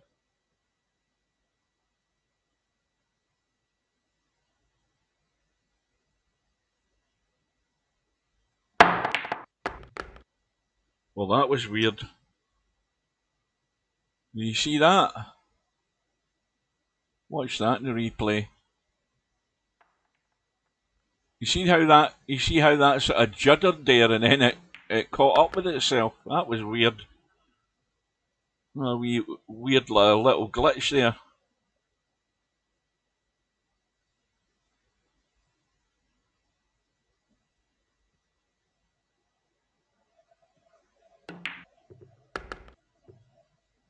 Oh, that's going to go dead behind the 6.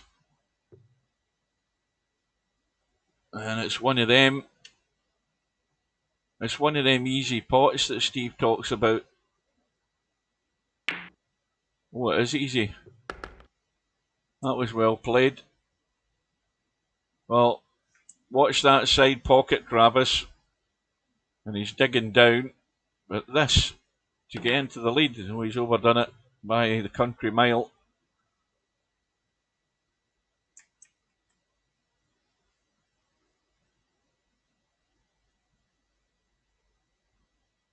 Well, I think when this is done, we may well catch up with that match with Stefan.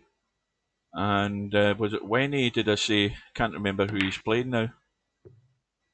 Well, Brain Fallout is making a mistake. So there's a gift for Travis now. Travis, you don't follow this in. That would be really numptish to do that.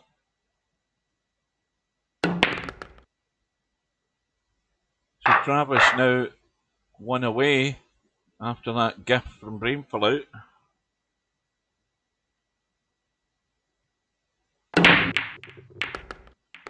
Oh, balls are flying in, unfortunately. I think the cue ball was one of them.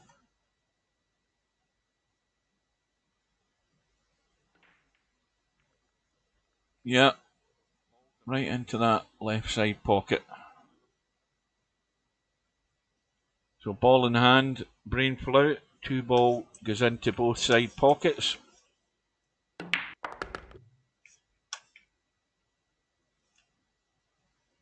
Well, he's left us a bit short. He's running off the 7. He's going to be running down here to the 9 and 6 with this line, unless he's digging down to avoid it. Looks like it. Yeah, managed to miss the 7. That was well played. So now, looking at this 5 ball,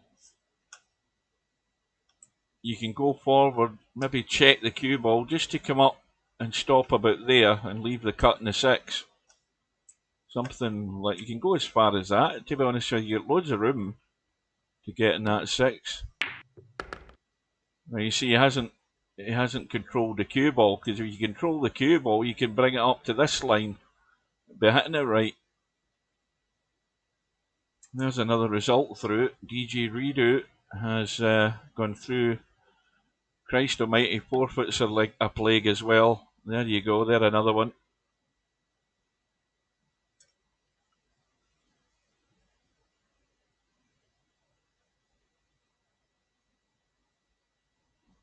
Now, is there enough of that 6 ball to have a bank at it? There certainly is. Now again, if you're playing this a plain pot, got to watch this bottom right hand corner pocket. So this for the match. Or is it a bank? Now this, if it needs to bump the 9 or something, or go like that, well, you can stick Travis here, Brain Fallout, if you fancy it, or you can have a go at the combo. But you've got to get the cue ball tight. Well, he's got the cover.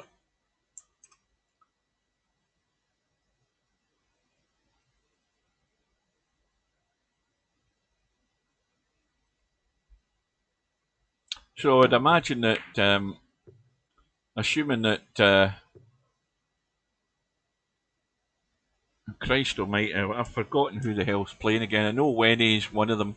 Was it Stefan I was talking about? Yes, it was. Yeah, if they two,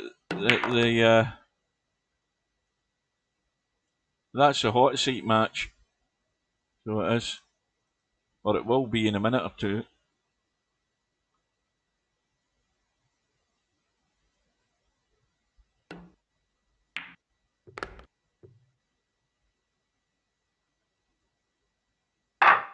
So here we go, Hill Hill, final rack decider.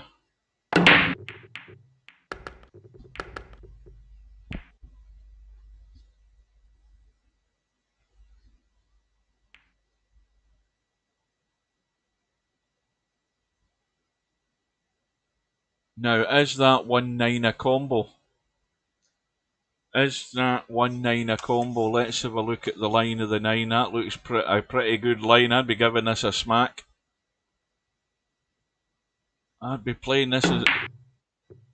Oh, it's not far off it. Oh, he's going to get second prize.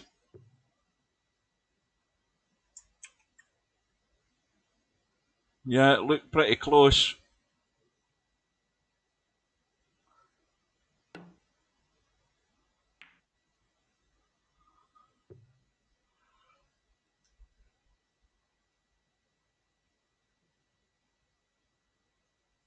You didn't think it was. It looked reasonably. It wasn't far off. It wasn't that far off.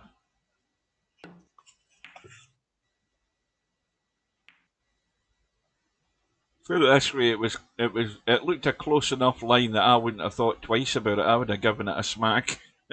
Definitely.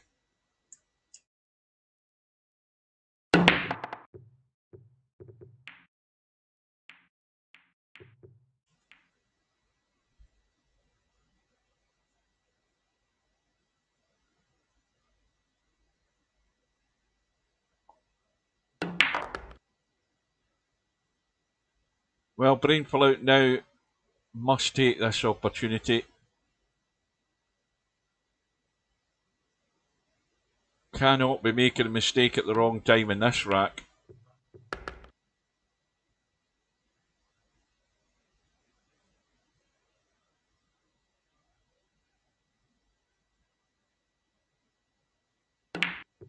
Oh, Brainful Out must be on the juice.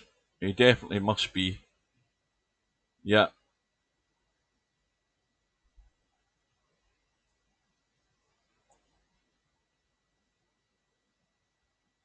He's definitely on some sort of liquid sustenance, I can tell you that.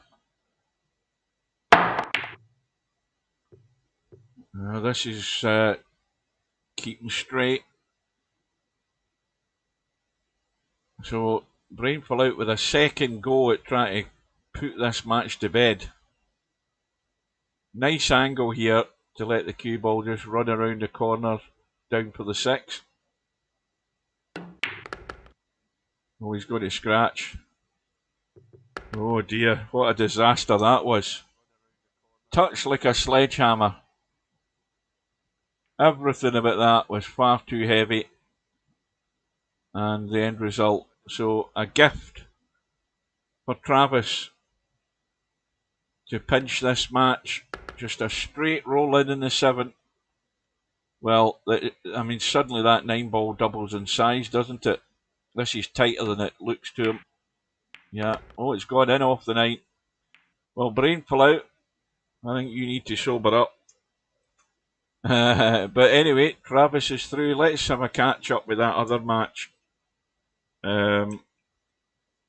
This one with Wenny and Stefan. Stefan looks to have it under control. Wenny getting a 5 ball.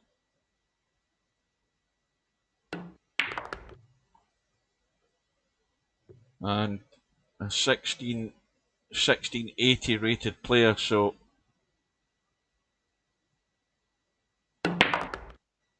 I'm surprised she's only getting a 5 ball. I would have thought 6 and out might have been something better for her.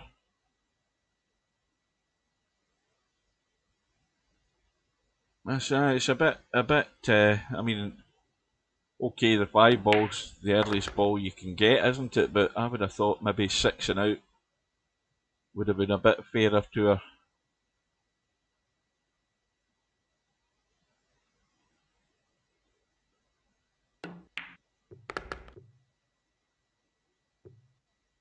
I got to hit this this 9 ball. I don't think it's on the rail, but it's as good as it's not far off. In fact, it is. I think. Yeah, it is. It was frozen. And look at the cue ball. Well, there's a gift. Just don't follow it in. Just leave the cue ball where it is.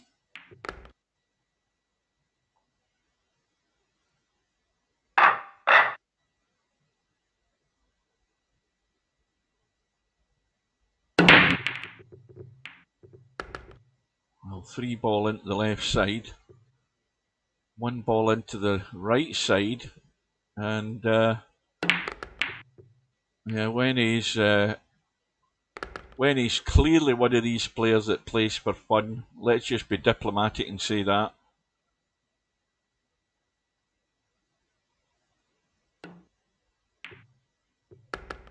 Because you don't want to be banging balls and running into balls when you don't need to. You've got to try and play it with a wee bit more control.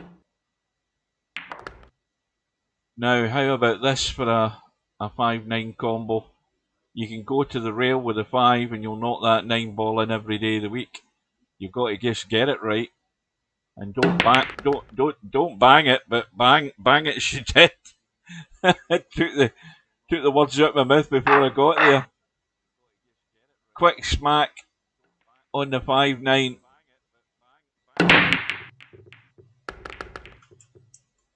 And suddenly, when he's back to within 1.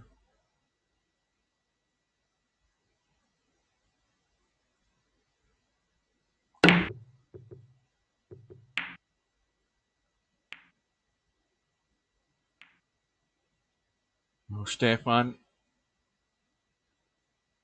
is going to have to dig out the jump stick, not follow the 1 in if he can. But it's a bit straight, I think. No, he's caught the 6.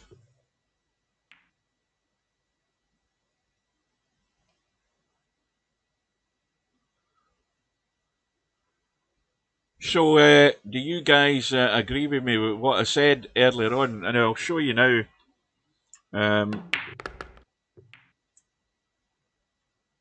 The top one, the next Virtual World Championship, should be cribbage, as it's 2 years since the last one was held.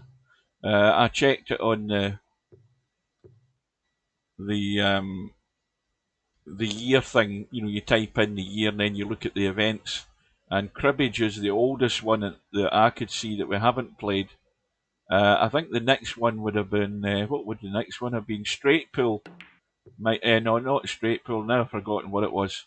But anyway, if you want to argue amongst yourselves, cribbage would be the next one, which I think a lot of folk like cribbage.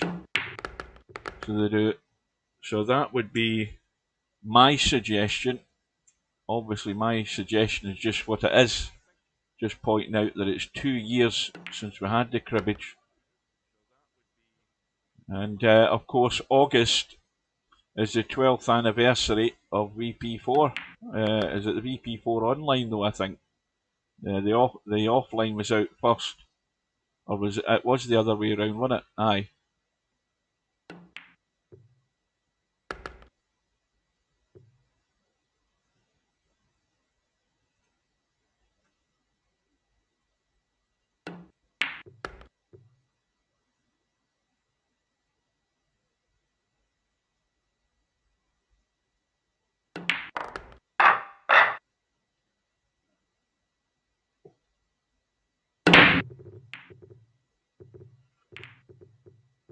I'd like to see a basic World Championship set of games at more or less standard times or year. Well, without chopping and changing.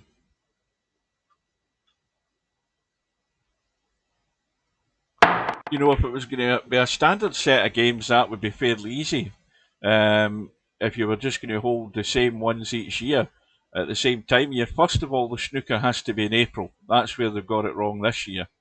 The snookers should always be done in April when the World Championship is on, and then you would have so you've got 9 ball snooker, You've got 8-ball world. You've got 10-ball, cowboy, and then pick your bones out the rest of them, something like that.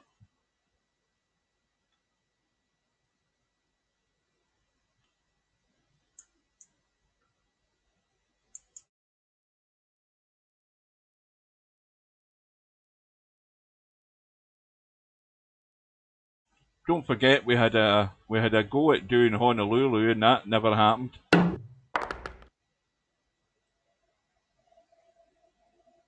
But I think a lot of folk sort of didn't like the idea of it, not having actually played the thing. Watch the cue ball.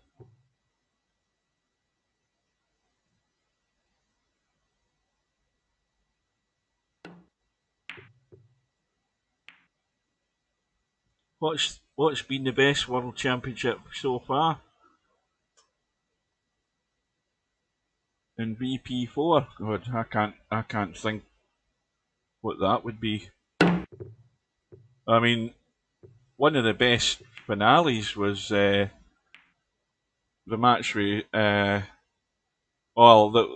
won't want me mentioning this, but one of the biggest disasters was Larry in the straight pool final. Because that turned out to be a nightmare. Larry had the match in his hands, blew it. Stubb, the 10-ball World Championship against Vince Says, he had the match in his pocket, blew it. They were probably the two that stick out in my mind. You know, for players who had the match more or less in their grasp. Probably more so Stubb than Larry. We'll look at that for a mistake. Well, you can go and watch them. They're on my channel.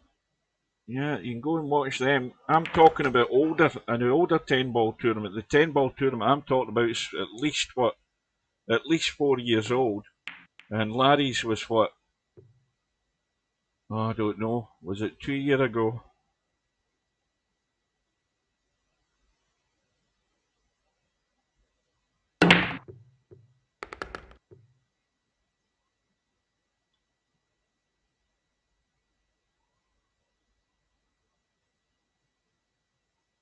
Well, Stefan with a 2-rack lead and ball in hand, and he should be in the hill.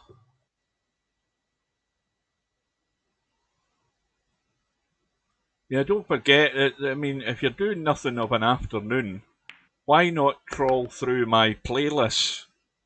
I've got that list of playlists on my channel, which have got championships that we've done, and just trawl through them. But if you go and look up the 10-ball ones, then it's one of the older ones with Stubb and Vince Says in the final. Go and watch that one. That's worth a watch. Because Vince Says was three racks down, I'm pretty certain, with 4 to play. Stubb was on the hill. And, well, it's as close as Stubb has came to winning a championship in VP4. He couldn't get any closer than he did. And it went all the way. Stubb needed one good pot. And it was a tough pot. And, being Stubb, he felt he had to go for it. And he missed it, and that was it. And then I think it might not have been over then. I think Vince Says did he miss an 8-ball down the right rail? I think it got exciting at that point when I think Vince Says missed an 8-ball down the rail in the final rack. And then Stubb had his final mistake. I can't remember, but it is worth a watch.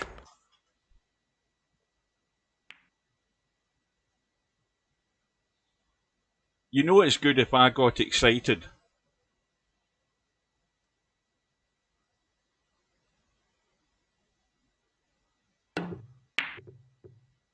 Yeah, Stubb never remembers all the matches he loses, which is probably a good thing. He's living in his own wee fantasy world. Well, nobody to blame but himself. Well, look at what Stefan's doing here. Excuse me. Stubb messed Cobra about. Wouldn't just accept the proposal and go on with it. He faffed about and he get booted because of it. Simple as that.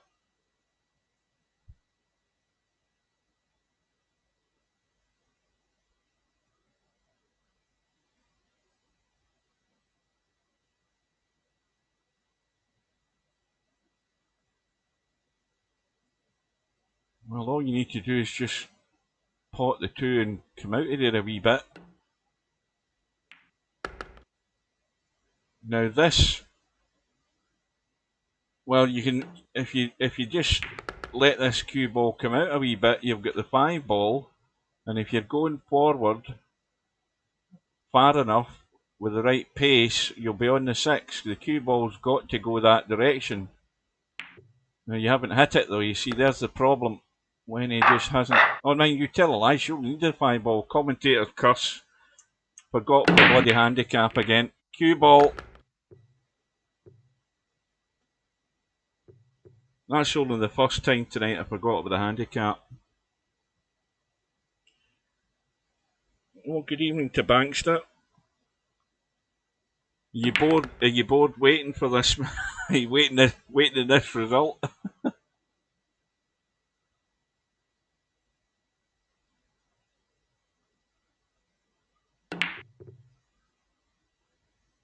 I think Stefan's going downhill here. Stefan might be burnt out if he comes through this match by the time he gets to play you.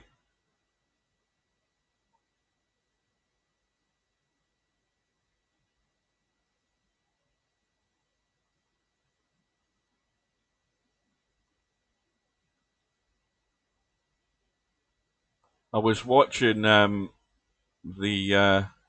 Senior Open Championship that's been played up at Carnoustie, and that golf course, I mean, the fairways and the greens look absolutely gorgeous.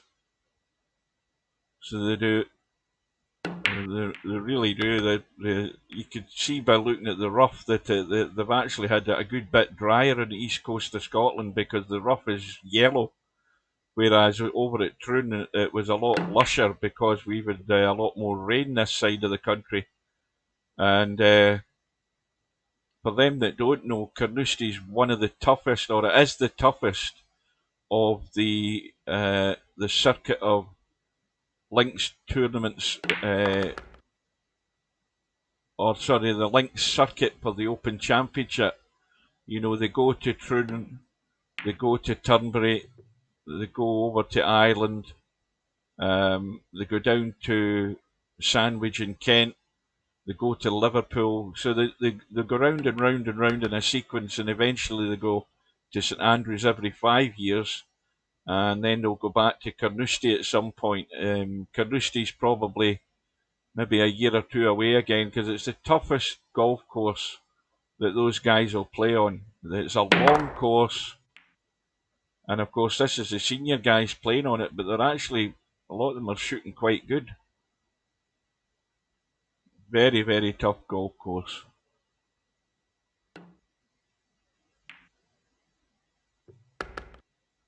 Well, Stefan, 3 balls away from the hot seat match.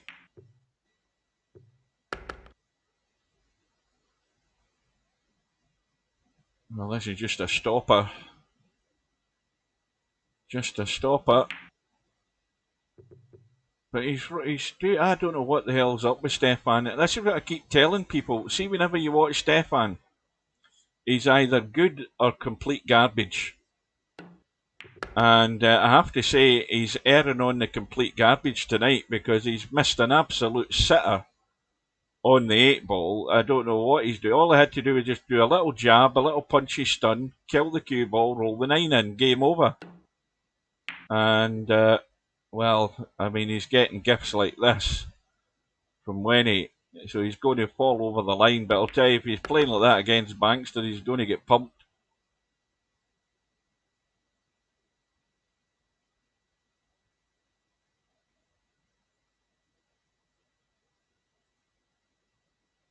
Well, you did get second, Larry. That's what I'm saying, because you had the match won, but you gave it away.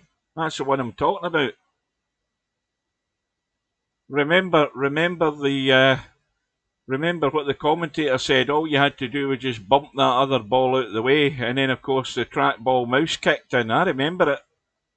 The video clip's on the channel. I'm surprised you're not still having nightmares about that. Yeah, that's the one you should go and look at, Coldest Pillow. Aye, 4 years ago. I thought it was only a couple of years ago. Oh dear. Right, so Bankster's in and raring to go. Stefan, I think he should go and wipe himself down with a cool damp cloth. Try and wake it up.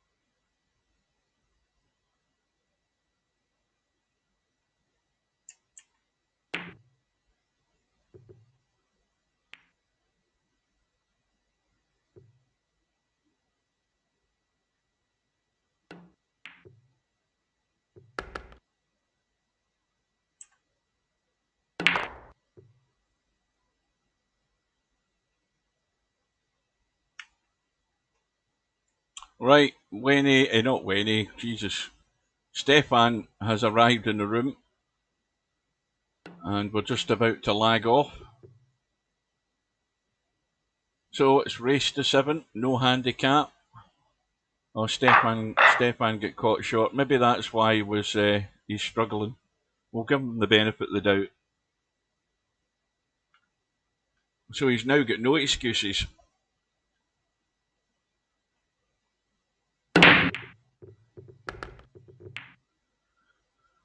Well, the ball has gone in. I haven't a clue what ball it was, but something went into the left side pocket. And it was the one. And no joy. Or can he see it? Yes, he can.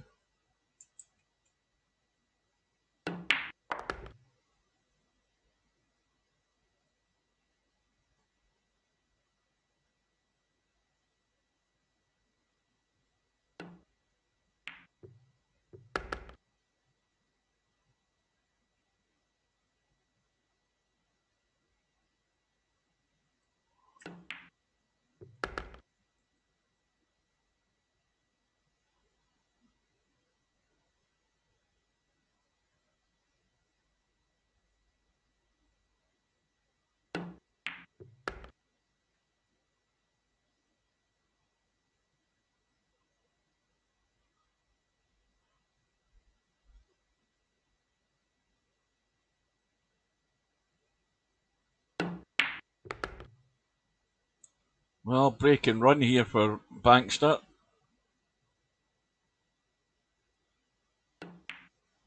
Good start.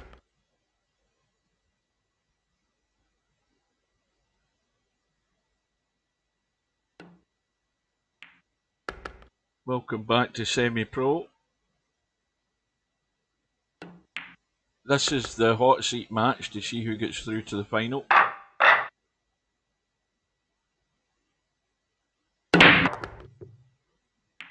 Again, another ball went in, and the 3 balls going to go in, so great working well for Bankster so far. Well, he's got the bank up and down, or he's got a very thin cut with the cue ball running loose. I don't know that that's going to quite hold the line, is it? No.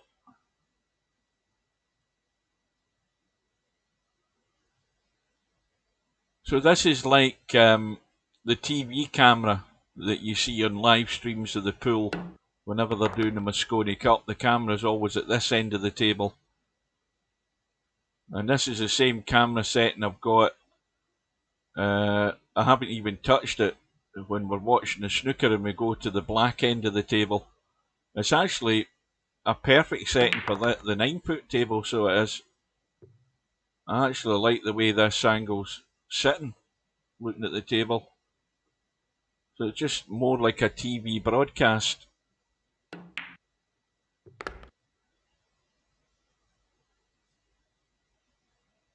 Well, Baxter on a roll.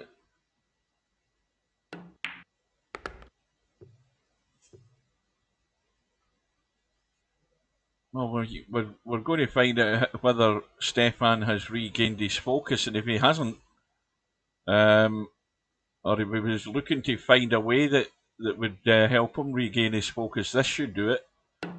He's just sitting here watching Baxter pot balls. Well, again, this is a good bank up and down. It's a very thin cut, sitting perfect for a bank. Oh, he hasn't picked a line at all there. So now Stefan staring down 2-0 there for a minute. With a good watch the scratch on the side if he's going to dig down into this 7-ball. No, he isn't. He's just going to play it at distance. Probably the safest move.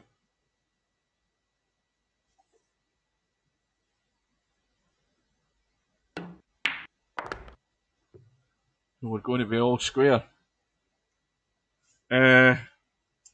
Quick look to see what the hell's happening over here on the one-loss side. Let's catch up. You got DJ Redo and Charlie Bravo. Charlie Bravo 2-1 up in that match. Travis against Wenny. They're 1 apiece. And meanwhile, Stefan, couple of balls in the break. The 1 and the 6 have gone. 2 ball over the top corner. Well, he's certainly got down on the narrow side of the 3, and I think he's landed perfect.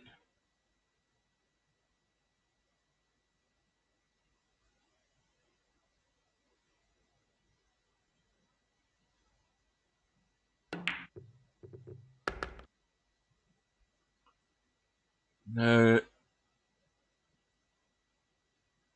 gone too far.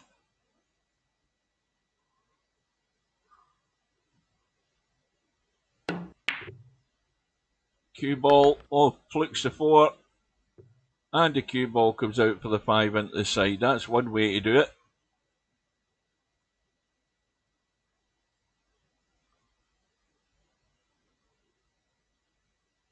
Baxter says, nice shot. Did I miss something there? He certainly got lucky. He definitely got lucky. There was nothing nice about it. But you take what you get. Said it the other night there, and I'll say it again. It doesn't matter about the fluke. It's what you can make from it that matters. And sticking away this rack will do the job.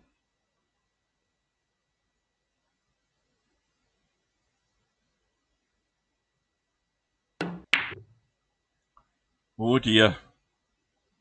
Again, all you need to do is roll that in. You don't need to stun it in. You just roll the damn thing in. Why is Stefan not using simple logic here? You know, make your life easier, for goodness sake. Just roll the ball in. There's no way you're missing it just rolling it in. Well, there's a 2-rack swing there if ever you've seen it. Stefan should have been 2-1 up.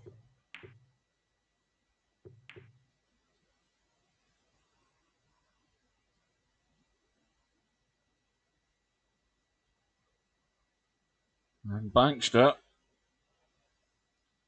well, if he had a sniff of that 2-ball there, he would have certainly played the combo, but didn't get any luck on it. Hook behind the 5, just playing the push out. Now, well, the banks are open. We'll watch that 9, and in it goes.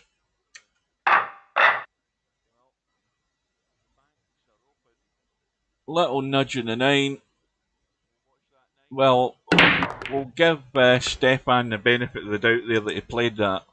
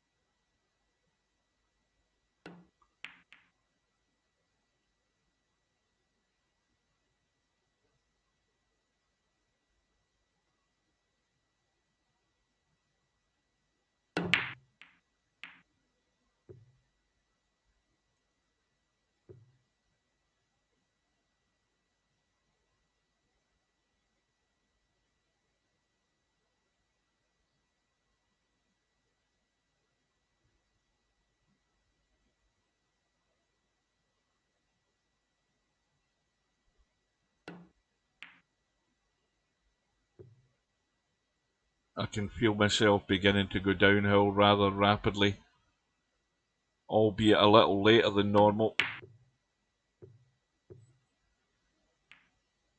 Oh, that's almost really nasty.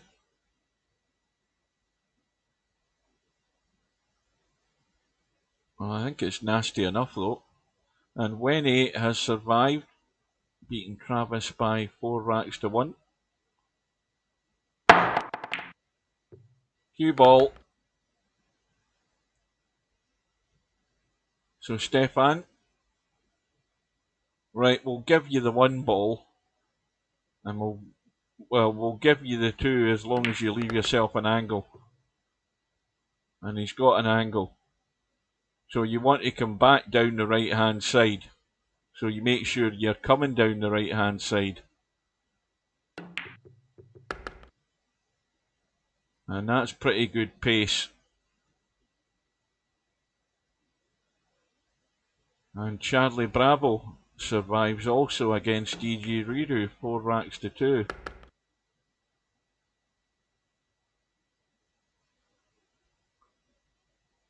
Now can you bump the 8 ball here? No, he's missed it. Now the question is can you still see the 6? I think he's okay.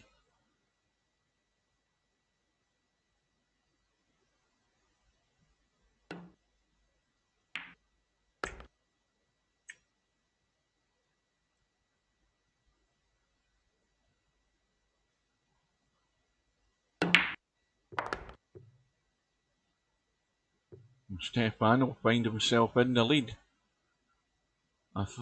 Well, is it for the first time in the match? I can't remember either. I don't remember what pattern these racks are going at. But anyway, we're into rack number 5.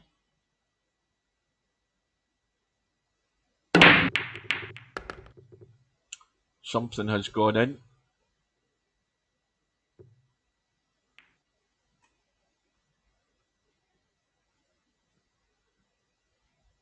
Three ball has gone. Finish cut on the 1. Now is this going to bump? Well, he's checked it up big time. Loads of left English on it. In fact, he's actually probably played that too well. Because he's heading away from the 4 ball. Needs to miss the 9, it needs to get out. And he's left it short. Trying to sneak down by the 6 ball. And that'll do it. That was well played. Just a very thin edge. And it's a complete snooker. But it's a straightforward up and down. For the hit. Where's the 4 ball going? Has it got the legs? Yes, it has. Well, that's a bonus.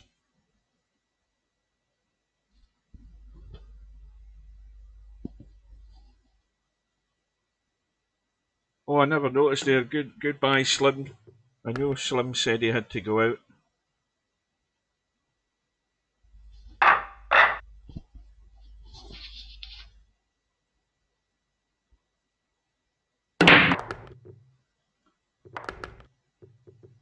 So 3 apiece. Ball's going in the break. we've lost the 4, we've lost the 6.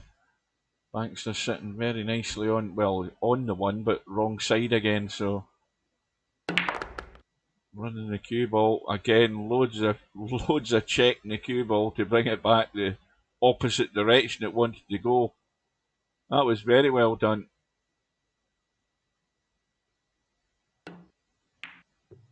Oh dear, and then from triumph to disaster in the space of one shot.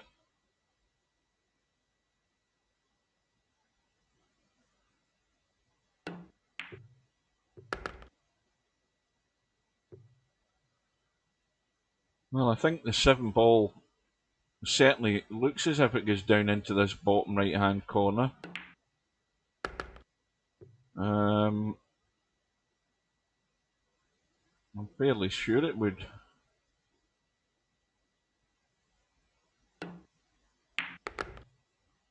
Well, clearly it must. Stefan just he's going to, with the angle he's got, looks as if he's brushing onto that 8 ball. Got to be careful he doesn't hit it too hard. Again, he's missed the 7 in the process. So Bankster can go up and down. You can, I presume he's got a line to the long rail on the left side, but watch the cue ball doesn't follow it in, and it hasn't.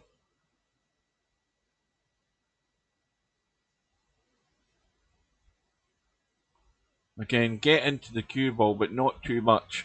That's all you're trying to do. But again, he's Bankster now that's struggling for angles to pot. So Stefan off the hook again.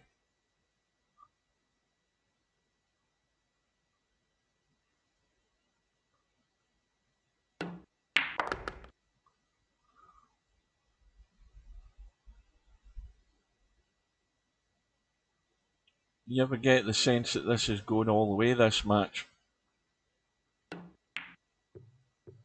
Oh dear. Yeah, Stefan is going downhill rapidly. He's probably in a worse condition than I am. The way he's going.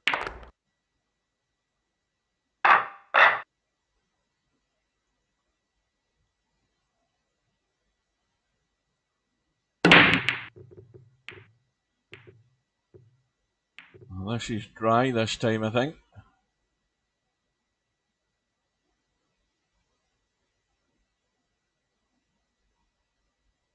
I'm right now. My mental state is that as soon as my head hits the pillow, I'm gone. I ain't hanging around. I'm out for the count.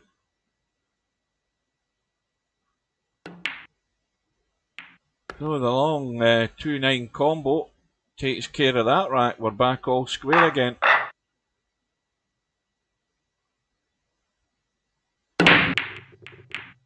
Six ball has gone. 7 ball has gone. 2 ball get in the way of the 7.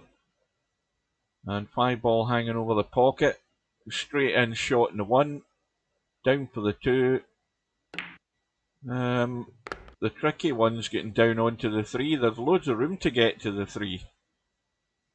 And you think to yourself, well, where can this go wrong? But it's Stefan that's shooting. That's the problem. On a perfectly simple table, he can do something silly that's going to find a way to lose this rack.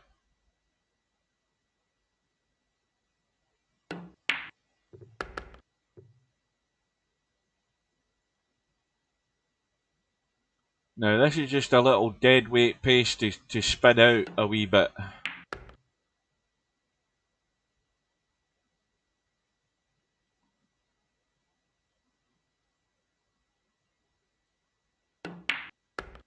And now a straight in 9. How is he going to miss this? And that time he didn't. So back into the lead. Ball in the break. Couple of balls in the break. Oh, that 1 ball just ducked away. Now, is that that's too close? It's too close to jump and catch the edge of that 1 ball. Sorry. Well, that's an awful push out. is the best way to describe that.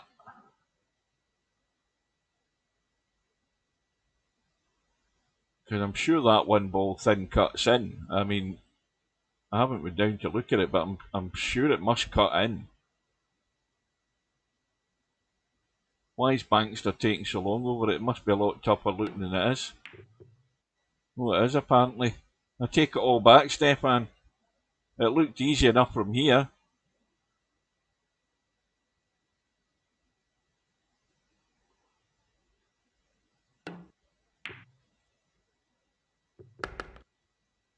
Well, that's worked out nice.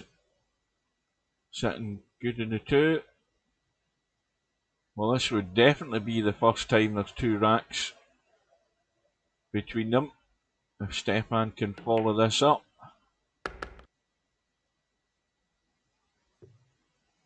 Well, don't scratch in the left side pocket if you're coming over for the 5.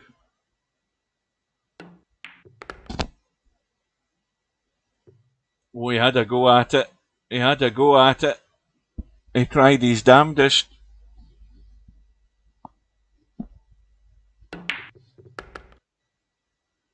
He tried so hard to scratch in that side pocket there.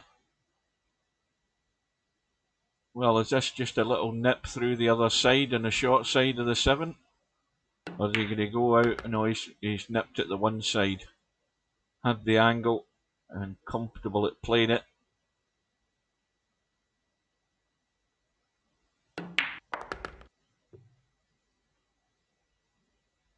But we're definitely going to have a 2-rack gap. In fact, Stefan on the hill. 6 racks to 4 in front. Well, I did put the added pressure on these two by saying that they're the two favourites to win this tonight with the players that are left in the tournament. The problem is that the players that they're playing, they're going to be given handicaps to either of them, whoever they bump into.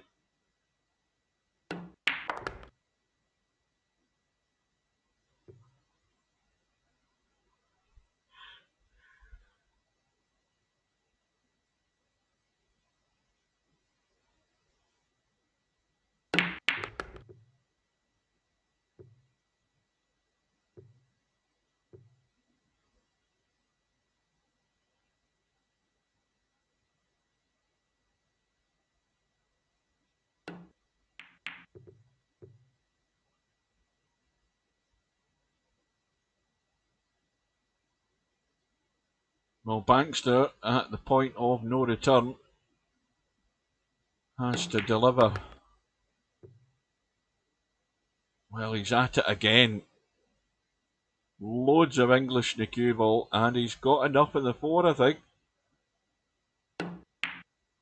Oh dear.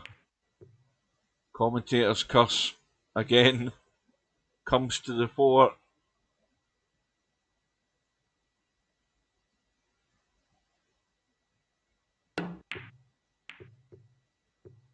Well, Stefan going all out, and not only that, he nudged the 5 ball out into a better position. Problem's the 6 ball though. 6 ball's awkward where it's sitting, especially with the line that the cue ball's taking here. Or it wants to take. Oh, that needs to keep going. It looks good enough though. Needs to slow down. It's going to that square angle. And again, got to watch the pace in this. And you could end up behind the 9. Well, again, left-hand English does the trick. Makes the pot more difficult, but gets the cue ball to a position that's a lot better for the 7 ball. Oh dear. Oh goodness me, Stefan. Waking up here. Almost over the line. And he blows the 7 ball.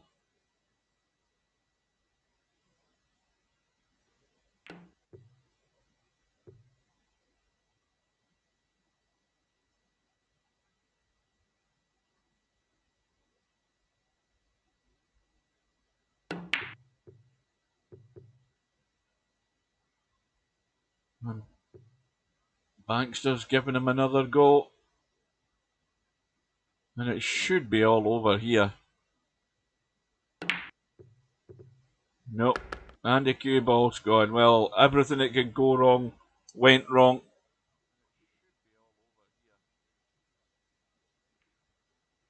Missed the ball by a mile. Scratches in the side. Help yourself, Bankster. I don't want to win this, says Stefan.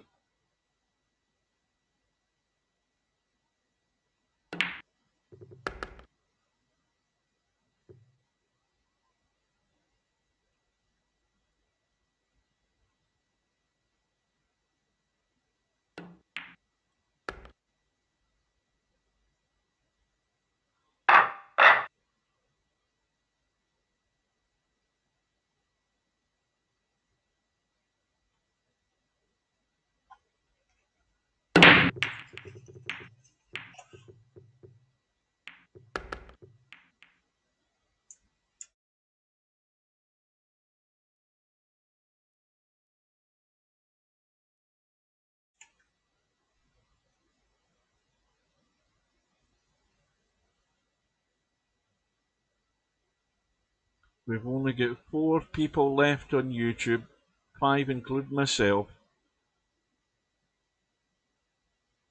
That's what happens when you don't have big box office players that left the tournament.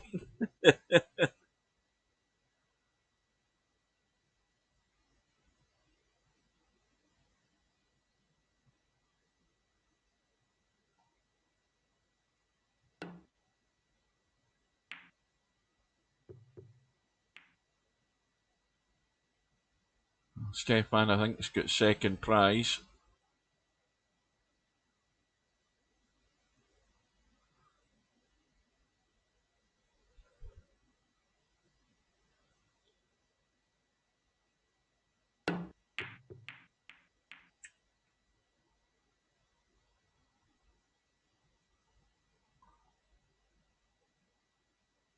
And he's now got ball in hand. Well, there is a possible 3-9 combo, but I don't think the 9's anywhere near going to the pocket. And he's landed right on top of the 2. Well, as well, he's done the right thing there. Got far too close to the 2 ball.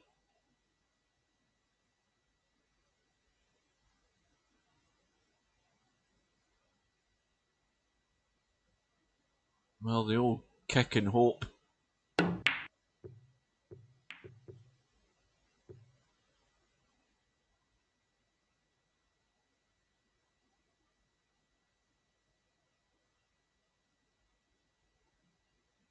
Well, the 2 thin cuts.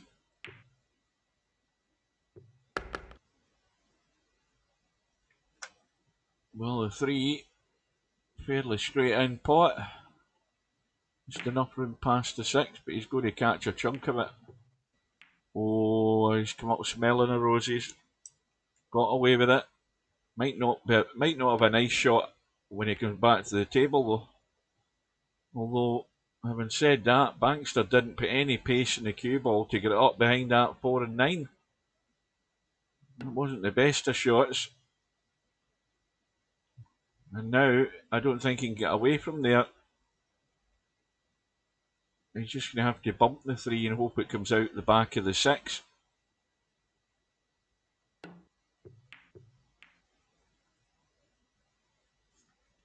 Well, he's going to be in trouble again.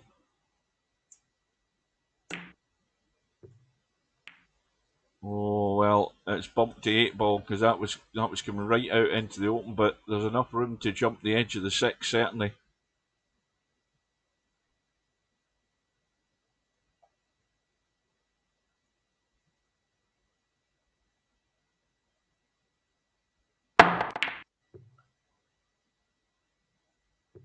I'm surprised he missed that.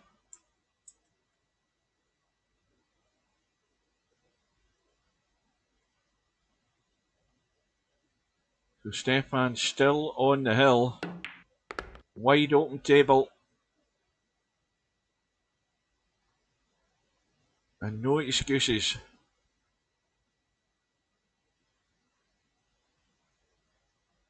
So just go straight forward.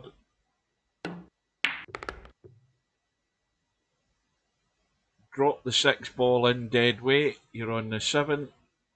Drop the 7 in, you're on the into the side. Either stop the cue ball or roll through and you're straight in the 9. Game over.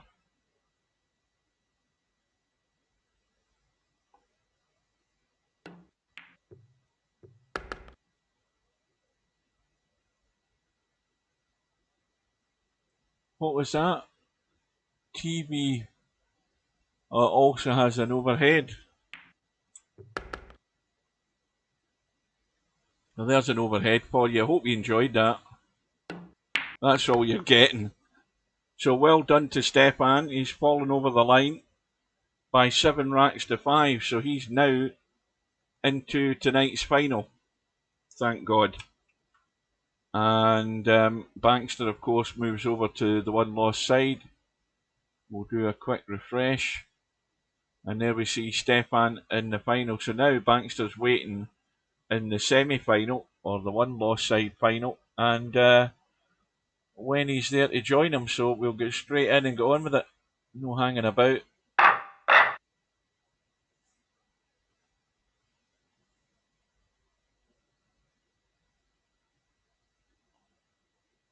Wenny on the right side with the lag.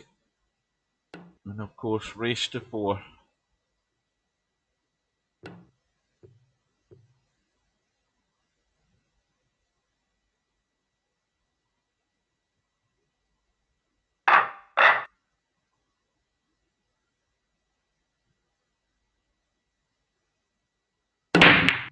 Well, I mean, it really should be a rematch. Bankster, the strong favourite to get to the final, but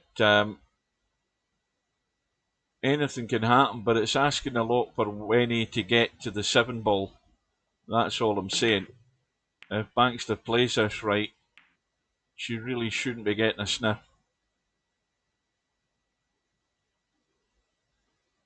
But she's done well getting to where she's got. So let's have a quick look. So if she loses, she's going to come out with a profit, and that's all that matters.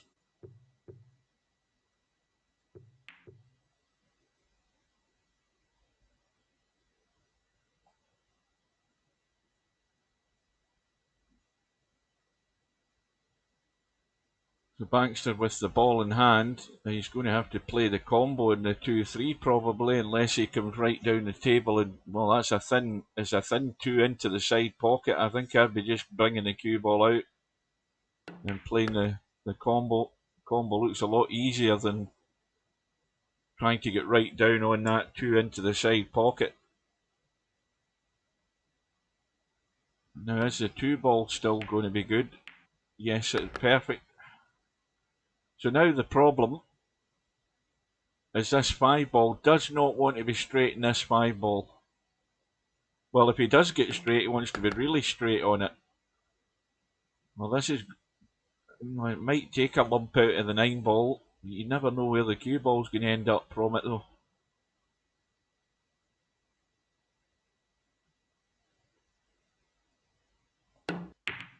Yeah, well that'll do. It's came out very nice.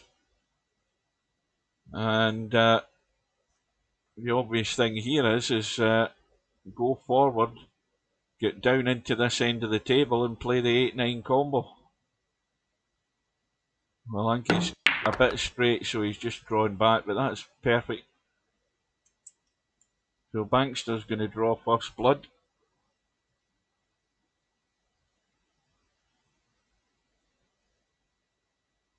Oh, good evening to Wenny.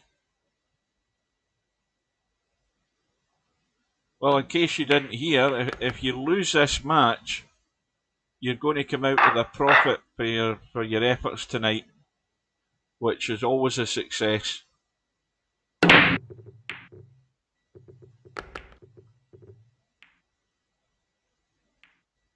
Did I say lose this final? Lose this semi-final.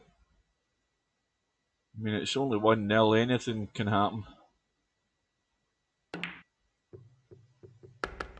Cue ball, Oh, it tried, it tried. And he's got a slight angle as well to get that cue ball out. Into the gap. And, well, this cue ball, you don't want it to run forward a great deal because you don't want to interfere with that 6 ball, and I think he's fine.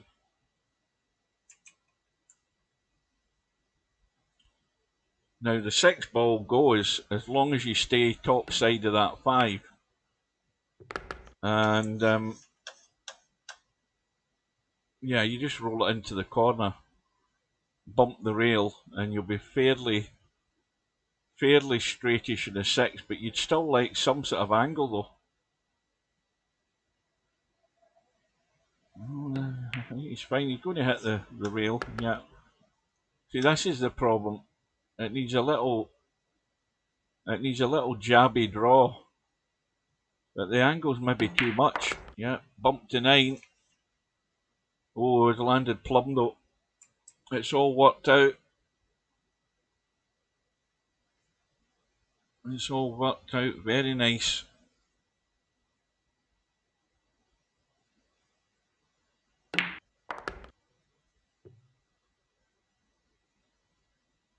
So this is the simple shot. You come down left or right past either side pocket and not any further. That's the rule here. So your target is that area just past the side pocket.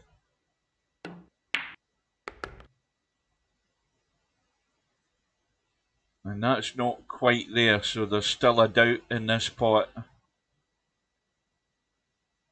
There's always that margin of doubt, but straight in, not a problem.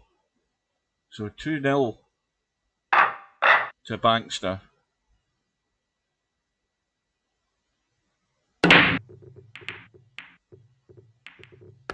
And the 9 ball has gone in, I think. Was that the 9 ball that went?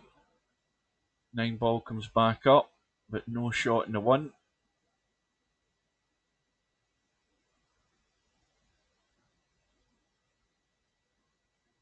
Now, if I'm Bankster, I think I'm gonna just break up that 6 and 8 ball, even though they probably both go. I see they're tight together. I would just bump them and open them up, and you know, play the push out from there.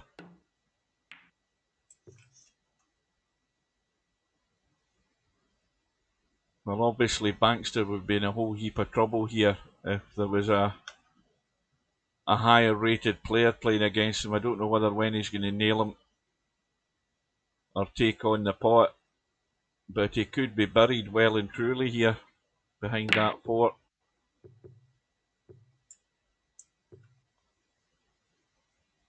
And I still say that Bankster should have just opened up the 6 and 8 with a push out and headed up, you know, towards the 5 ball or something like that.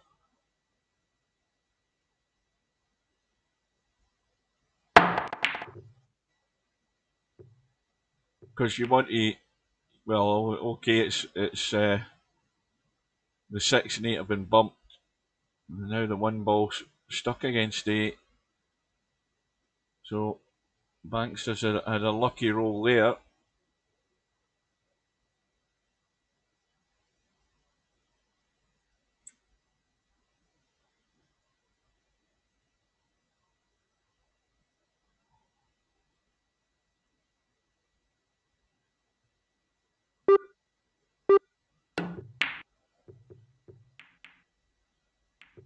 Oh, now that little bump on the 6 ball though has killed Bankster's opportunity to run this table, because that's locked up the 3 ball.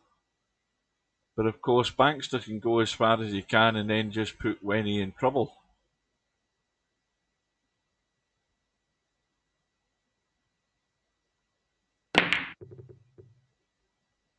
Watch this 9 ball. Watch this 9 ball. Now, did he play that shot? No, he didn't. He's saying sorry. I mean, look at that for a fluke.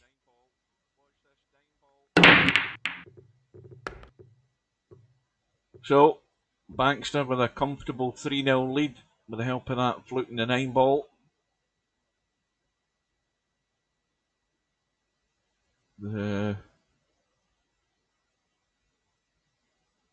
Now, what happened here? What did I miss there?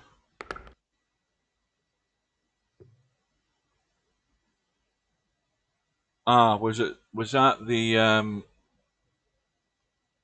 how come is the 4 ball on the spot? I got a bit confused there because when he's getting 7 and out, I thought one of her money balls went down there. I've missed something there.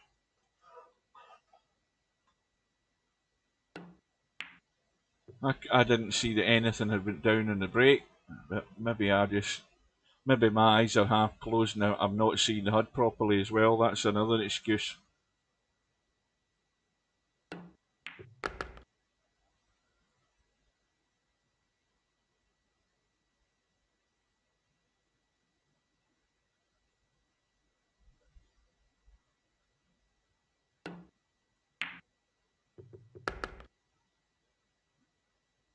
Well, good pot in the 4. I think the 9 ball's the way of the bank. It was. Where's the 9 ball going? Oh. Right, well, this is Bankster's opportunity to finish this off. Needs to come off the rail and across, I think. Missed the bump in the 7. All good. Nice angle in the 6. Just drop the 6 in, let that cue ball roll out up above the 7 on the left side. He hasn't hit it. Oh, he's bottled out there big time. He hasn't played the shot at all. Well, that'll be a good sign for Stefan that Bankster's going downhill. Now, remember, Bankster's got a Q8 flag. I'm certain he's the one with the Q8 flag. And I am fairly certain, I haven't looked at the time zones, but he's at least 3 hours in front of us. So it's 20 to 10 here, so you'd guess that it's at least 20 to 1 in the morning where he is. I'm thinking Kuwait's at least 3 hours in front of the UK of British summertime. So there is some sympathy for him that he would be going downhill at this stage of the evening his time. But he's going to be good enough to have revenge attempt on Stefan in the final. So well done to him. Well done to Wenny as well for getting this far. She can go and count up her $V and find out she's got more money than she had when she started. Enter the tournament. Oh, so it's 20 to midnight, so they're what? 2 hours in front of us. I knew it'd be something like that, 2 or 3 hours. Right, so we have a final, just waiting in the room going up, and it's the rematch for the hot seat match, if you know what I mean. Stefan against Bankster. Race to 9.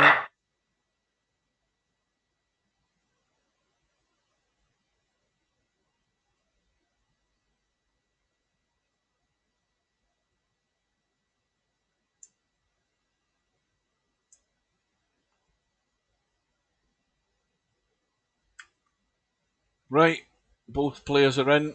Again, of course, no handicap. And we have Stefan. What the hell's happened here? Wait a minute, there we go. Stefan on the right hand side.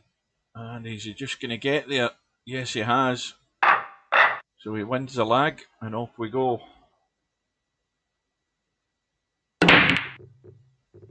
8 ball goes in. And a thin cut in the 1, and every ball is on. So chance of a good start for Stefan, and straight away he's overcut the 1 ball by quite a margin.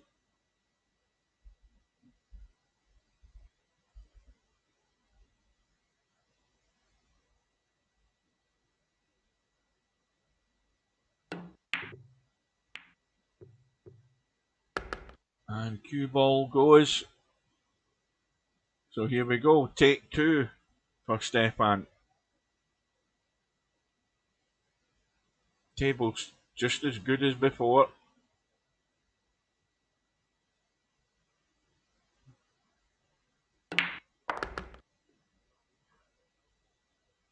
Oh, I had the hiccups there when I was in the middle of a yawn, which is weird.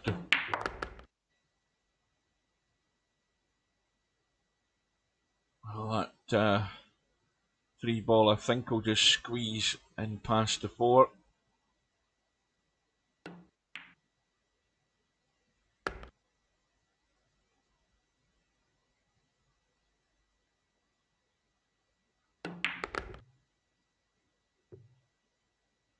Well, that's taking the wrong line, that cue ball there. I mean, you can still thin cut the 5, but would have liked this angle to be a lot more open than this. Bedhead cut. Where's the cue ball going? I think he's okay.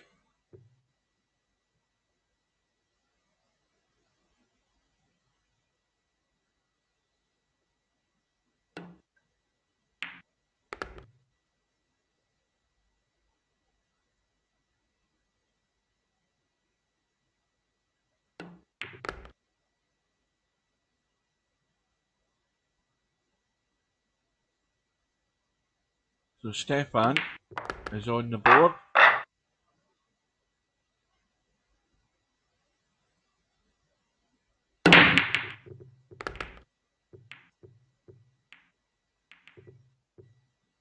Well, good thing that the 1 ball got bumped in. There was no shot on it. So we've lost the 1 and the 2.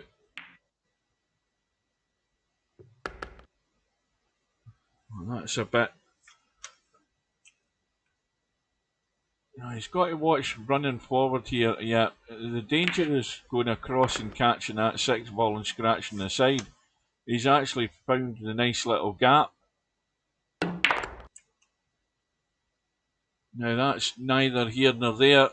It needs to run another foot to cut that into the side, and now it's sort of a dodgy cut up into the corner. But he's played it well. Took out a shot there. Make sure you come off the 7. Miss the 8. Like that. And you're good to go for 2-0. Well, this will be a good start for Stefan. I just worry about whether he's going to hold it together.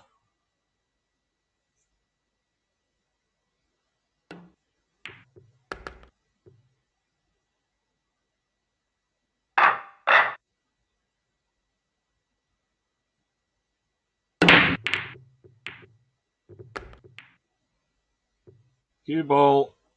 Bye bye. Well, there's an easy rack in the board if you want it. 1-9 combo.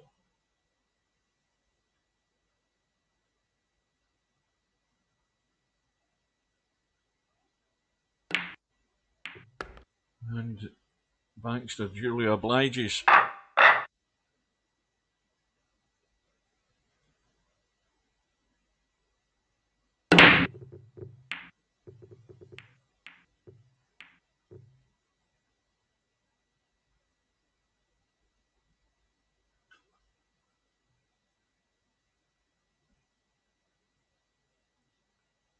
Right, Brain Flout, good night. Thanks for joining us. See you soon.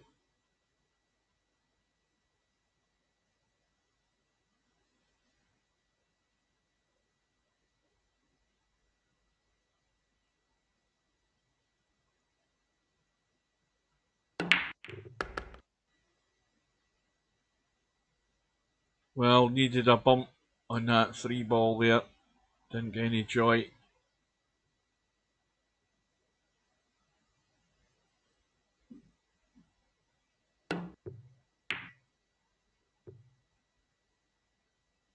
We'll look at this cue ball. He's got the cover, but again, just jumping over the edge of the 6 shouldn't be a problem.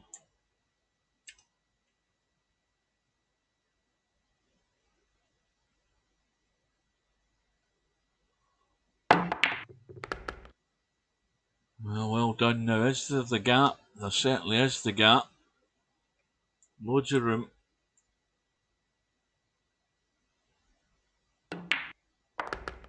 Now, a table like this, once again, no reason whatsoever Bankster shouldn't be taking care of this. He's more than good enough to do that.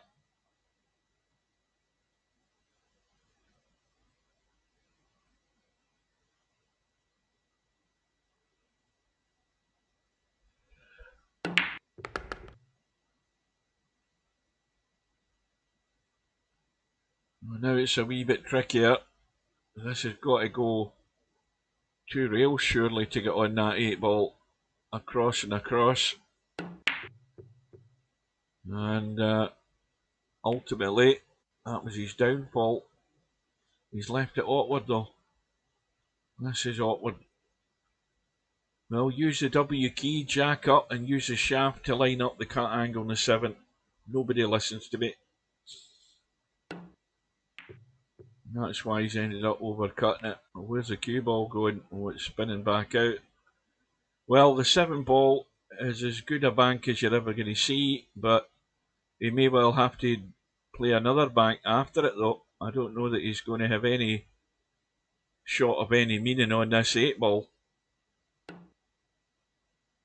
In fact, he's not interested, probably because of that. Well, I think Stefan has got to give this a go. He's got to play the bank, and the cue ball stays at this end of the table, and then he'll have the bank in the 8 ball.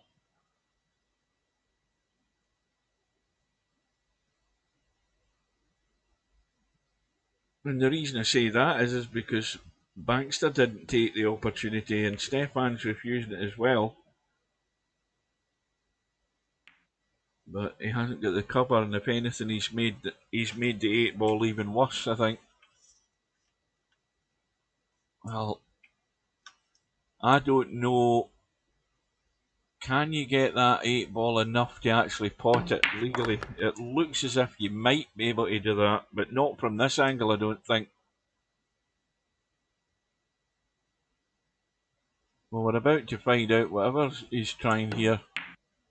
Well, he did have room, and that's a very well played shot. That was extremely tight. And it's going to square the match up to a piece.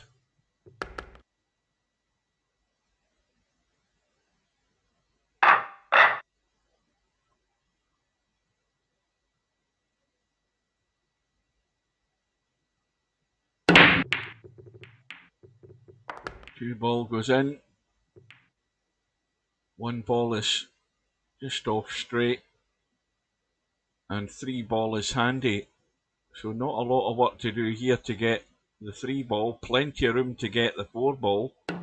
And the 5 ball's also adjacent. But why he's ended up there, I don't know. Did he have to hit that as hard? He's got the bank.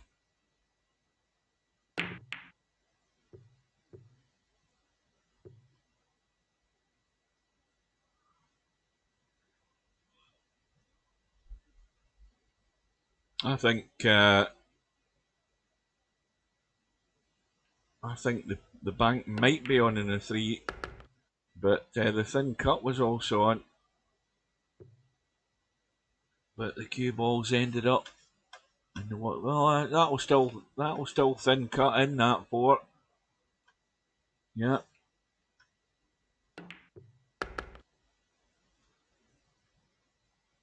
Well, now he's in that middle of the road territory.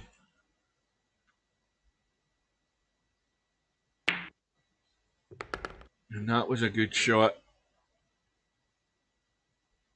It's all looking good at the moment. Does the 7 ball pass the 9? The answer to that is if it does, it's extremely tight.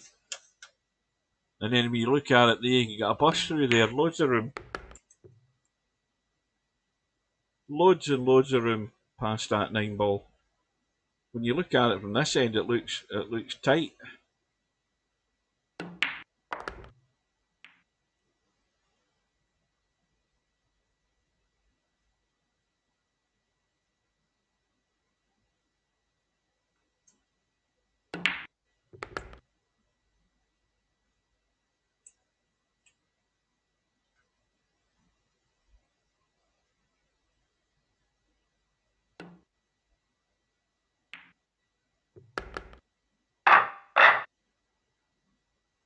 So here we are, rack number 6.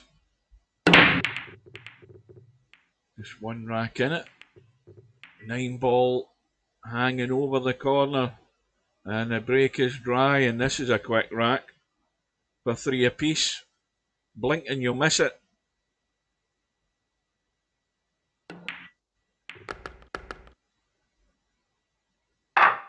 And that suits me just fine. The quicker the racks go, the quicker I'll get to bed. I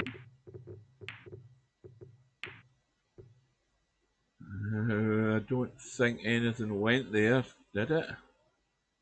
No, it's dry.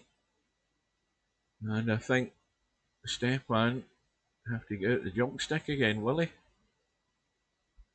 Yeah, he is. But did he play with the jump stick there? I'm not convinced he did. But no matter, he nailed it.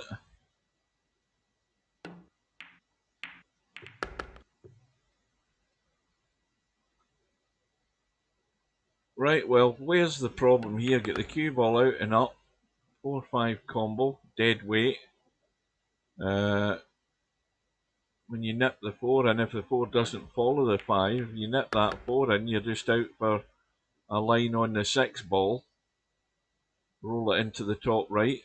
Hold the cue ball for the 7 or run through off the short rail up top and come out. Couldn't be easier. And he's drawn up to play the 6 on the side. And I think that again he's got a slight cut. And now it's a wee bit fiddly. Doesn't want to run into that 9 ball. And well, he avoided that, but then again he didn't finish perfect for a comfortable shot in the 7, and hence the mistake was made.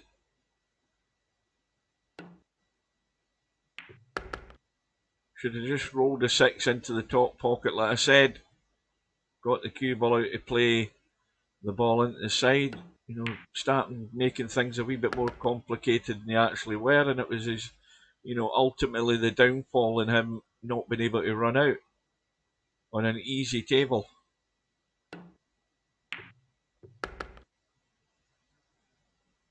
So Baxter finds himself into the lead again. 4 racks to 3. Break. Distinctly dry looking. And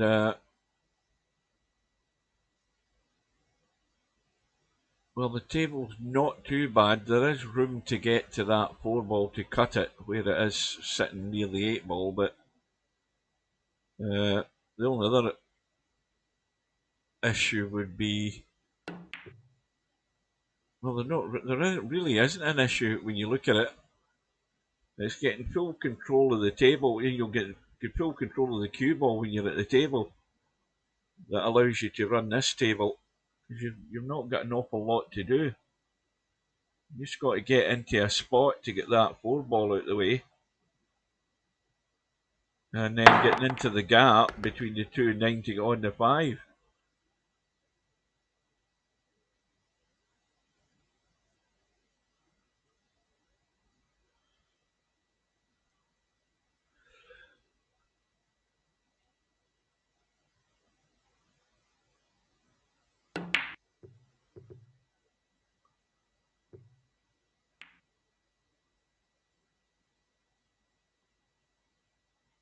Well, Stefan has his opportunity to square the match again.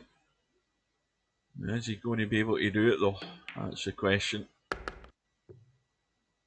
So like I say, with this 4 ball, imperative that you get past those side pockets on the right hand side. Or does he think he can get that from inside? He's trying to twist it around that 8 ball. This is dodgy. Yep. Too dodgy. I don't think that was ever on where he was sitting. And again, didn't listen to what he should have done. Just get the cue ball out into the table on the right side so you can see the 4. Try to get cute.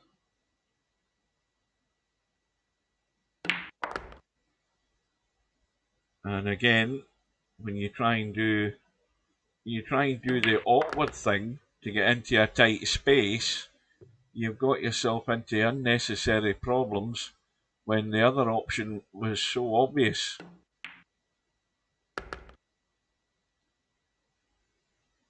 And it should be that Stefan's going to be trailing by 2 because of it. This looks maybe a bit straight in this 7 ball. Let's have a look and see what he's got. No, that's perfectly fine. There isn't any problems there.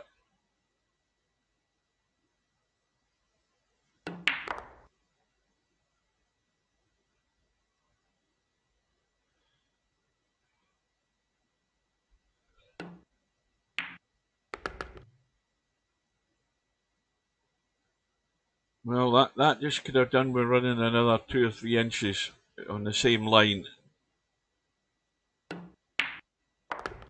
But Bankster executes it. And now there is daylight. 5 racks to 3.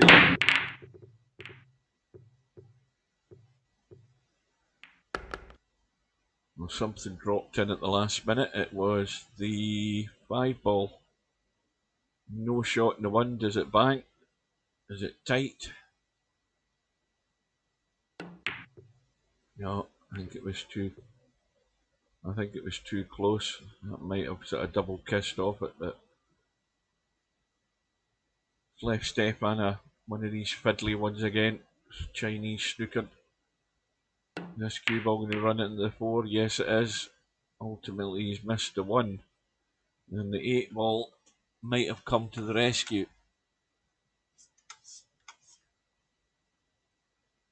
But then when you look there again, there is room. There's half a pocket there. And he's caught the knuckle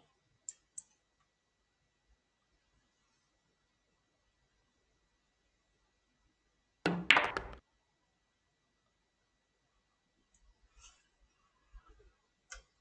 And Stefan's not hit it at all.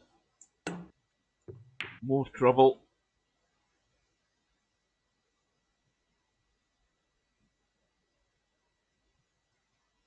So Bankster can't just drop the 2 in and play the 3 up table because it's blocked. So he's got to manoeuvre the cue ball. And he's not really done anything there, although has he left the bank deliberately?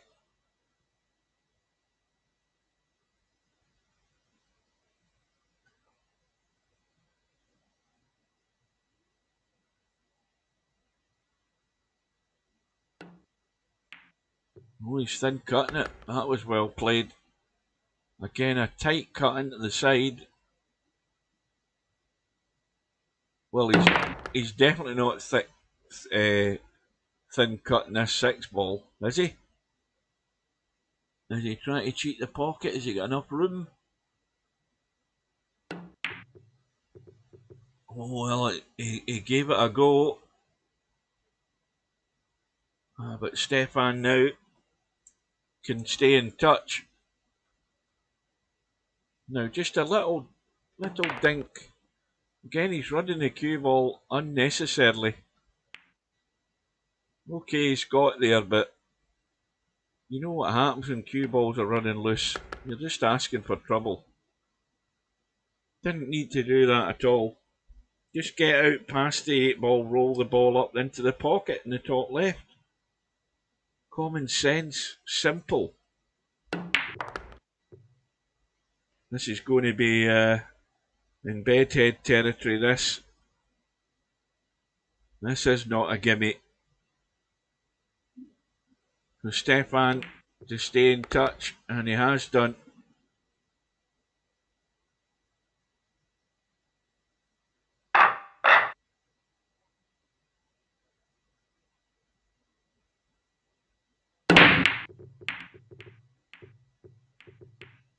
Nothing doing.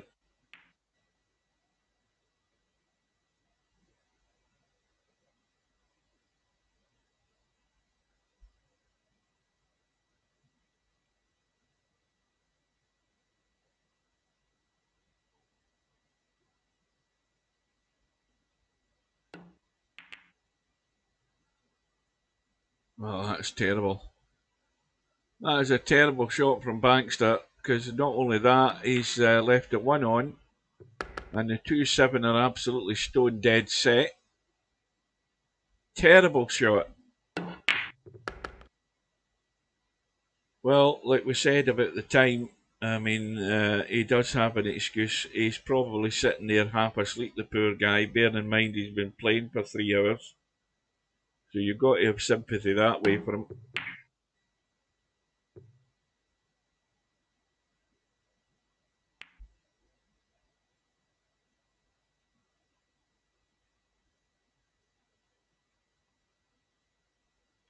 So here, Baxter with another go.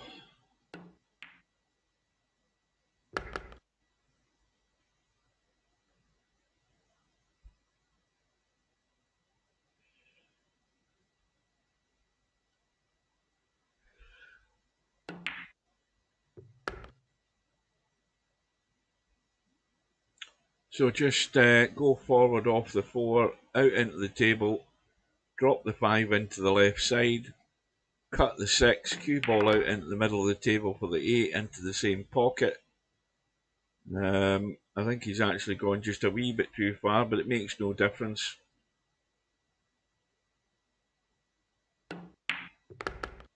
Oh dear, that makes a difference. So that's another terrible shot. I mean, look at the acreage in the left-hand side of the table to the middle of the table to pot that 6. Terrible shot. Even if you are half asleep, that's still a terrible shot. I mean, again, trying to get into a tight spot past the 9 is asking for trouble. Why don't you keep it simple? You've got loads of room. I don't know. I can't understand players when they can't see the obvious shot, which is the simplest shot, and they go for something bloody silly. They go into an area where there's a danger.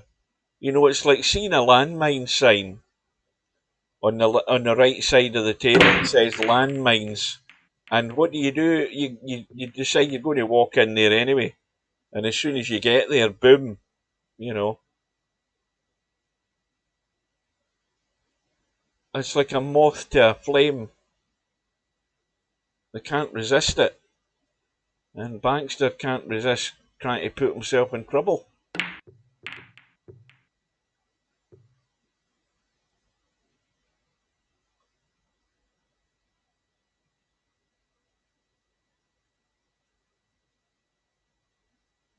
And somehow we're back at 5 apiece. Cue ball's gone. And Stefan's gone again.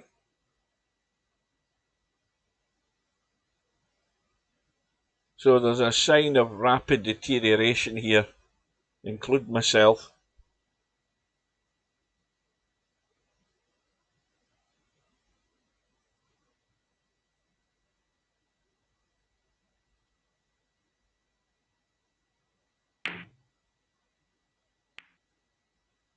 There's this one going.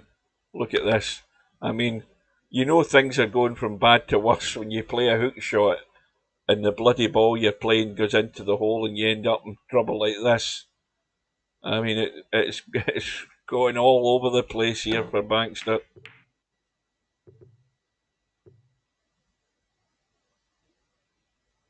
It's a struggle.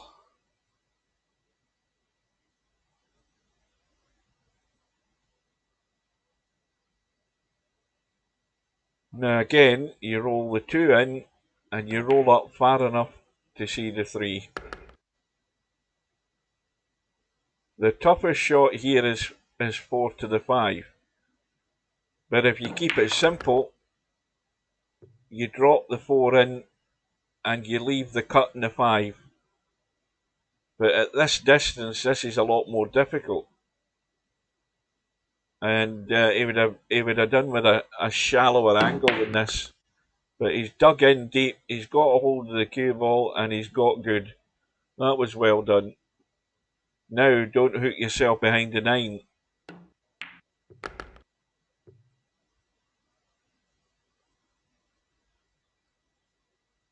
And make sure you get over the right hand side for this 7 ball. And that's better.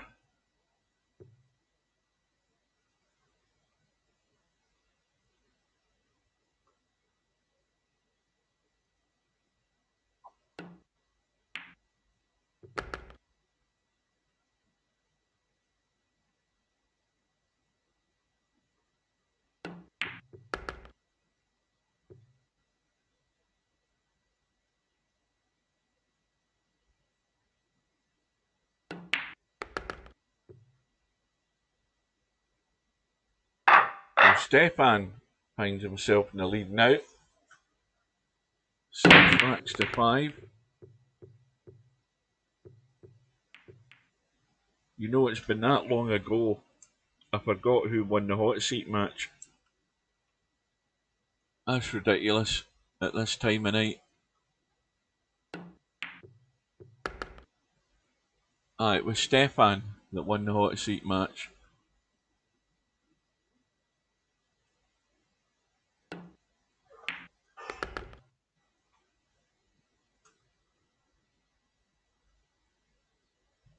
So he's on course to do the double over bankster here.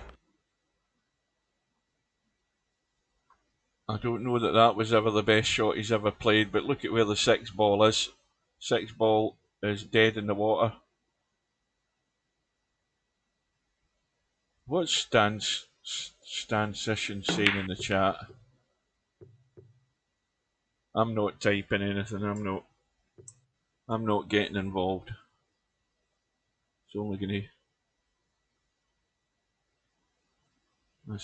Where's this guy from, by the way? He's not that half-wit guy, is he? It might be. What's his name? What do you call him? I can't remember his name, but you know who I'm talking about. He's got umpteen different profiles, and then he starts typing bullshit.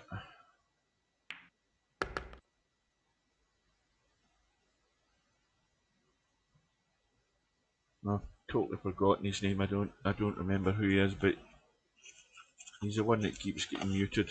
Not Stubb.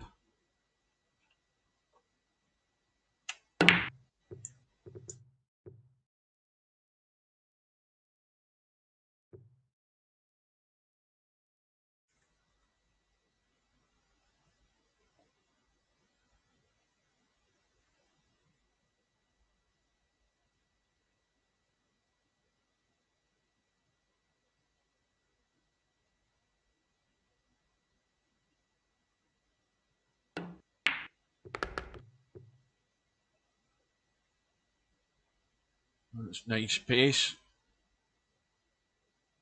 Now, go forward, dropping this in dead weight. I can go forward to the rail if it makes him a wee bit more comfortable coming back out for the 8 ball.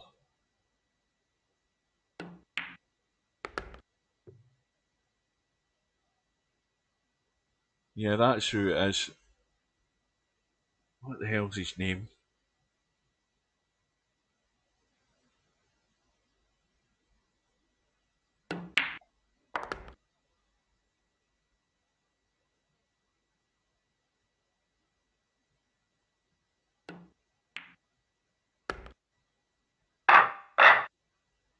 Yeah, but just ignore them long enough, he'll go away. 6 ball has gone in. Shot in the 1. 2 ball sitting handy. 3 ball handy up there as well. Problem shot would be 4 to the 5. That would be the only real test.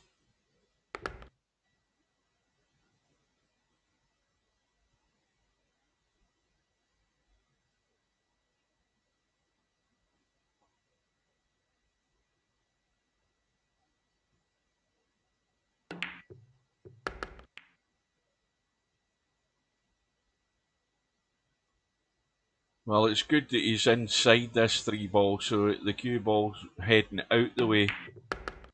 See, he's now left himself dead straight.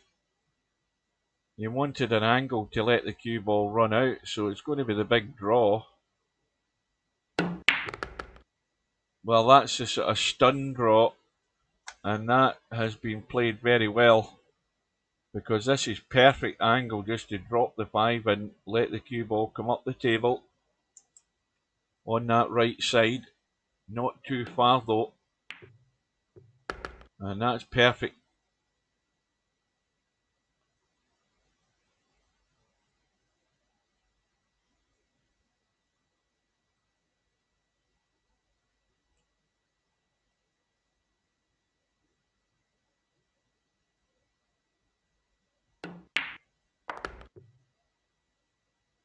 Well, he could have done would have been a bit braver with that one and get down here onto the 8 ball, because then all you're doing is dropping 8 in and playing the 9 in the side.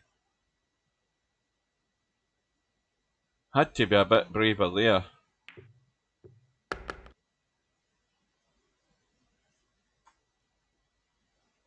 Well, now it's not a gimme at this distance.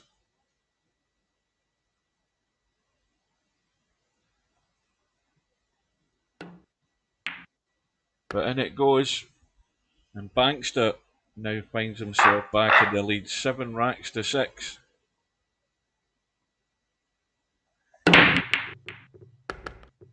And I think the 9 ball has gone, so that will come up. And I'm not convinced that he's got a shot in the 1. Might have a bank on it though.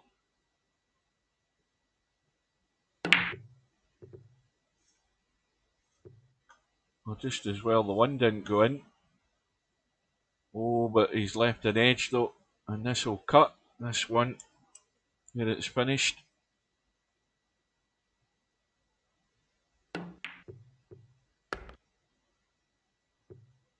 Needs to get up top.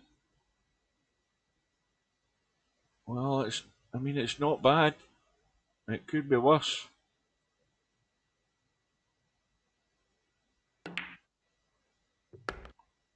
The gap is there for that 3 ball. Now again, this is just roll it dead weight. Well, he's played the stun. I think he'd have still got there if he just rolled it. But anyway, played it good enough.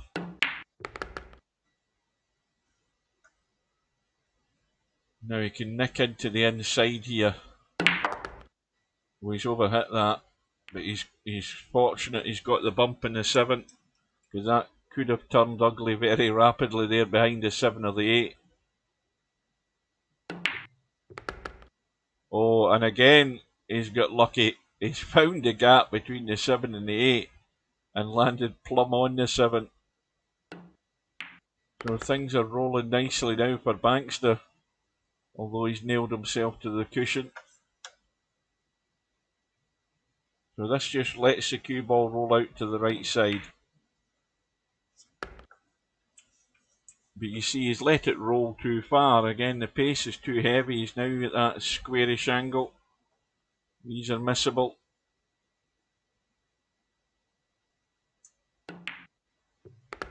Never a doubt though. And Stefan back in touch again. We're going all the way. It must be going all the way with this. 7 ball goes in. And look at where the 9 ball is. Is he going to have a pop at this? It's an awkward angle. He had a go.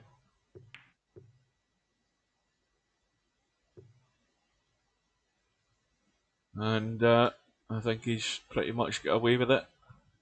He could be in a whole heap of trouble in a minute though. Well, Bankster didn't play the right edge. If he'd played the right edge there, he would have had Stefan nailed in a hole.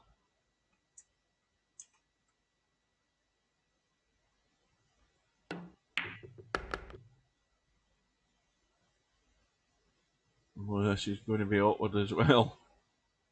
But all he has to do is bump it in and get out of there. Sounded easier than it was to do. And that you would think this time that Bankster should be on the hill. There's not any difficulty in the table, there's not any problem. Any problem will be self-inflicted.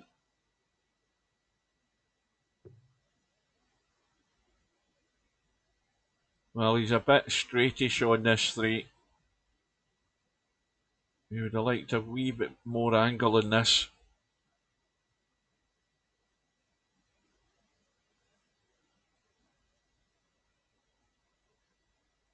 Got to get that cue ball out of there if he's playing the 4 into the same pocket.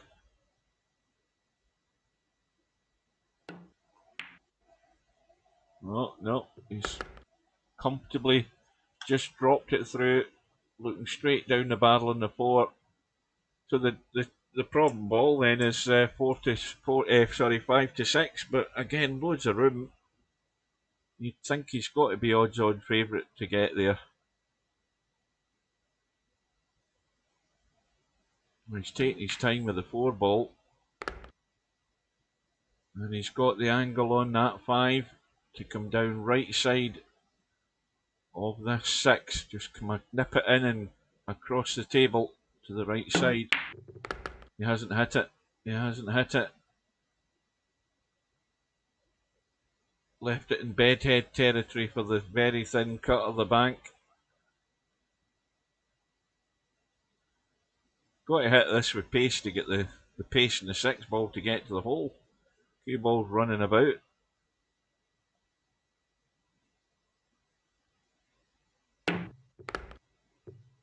Well, at least the cue ball's heading in a decent direction. And he's going to have to go up and down again as well. Now he needs to check that 8 ball before he shoots though. It's off the rail.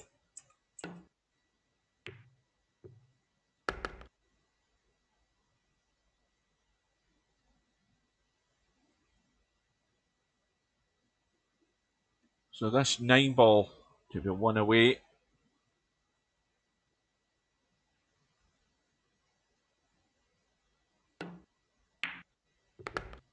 And then it goes. So Bankster now breaking for revenge and for the match. 8 ball goes in. Cue ball bumps the 1. Very thin cut into the side pocket.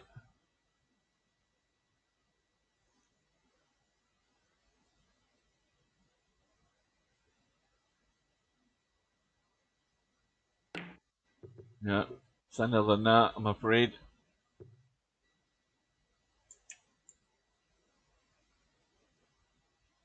Well, Stefan only has to drop this 1 ball in and leave the cue ball out in the open. There's nothing else he needs to do. And likewise, for Stefan to take this all the way, he's got a table that is inviting the run out. Now, he wants to be fairly straight in this 5 if he can. He's gone inside the 4, so the cue ball wants to leak away. So if that's the case, let it leak away even more, just go further over. Now he might be hampered big time with that 9, is he? Yeah, this is sort of middle of no man's land. Suddenly it's difficult.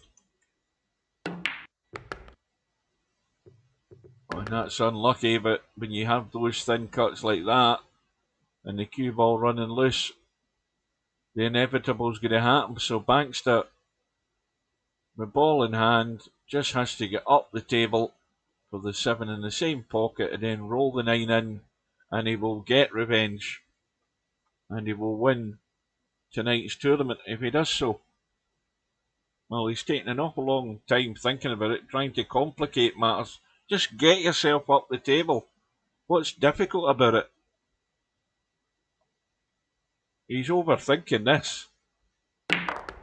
That's all you had to do. Just get up the table, get on the 7, roll it in.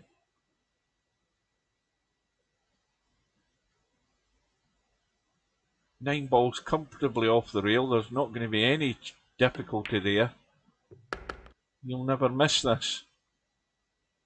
Right, well that's it, folks. We've got, as long as he doesn't scratch the top right hand corner pocket, that is, with the cue ball.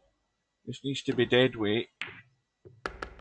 So we have a winner. It is Bankster, who's this week's 9-ball or Friday night 9-ball champion. Well done to him. Well done to Stefan for going all the way as well. But that is it, folks.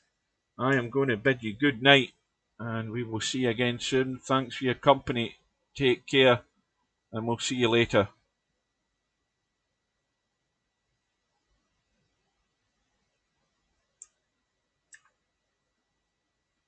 VP4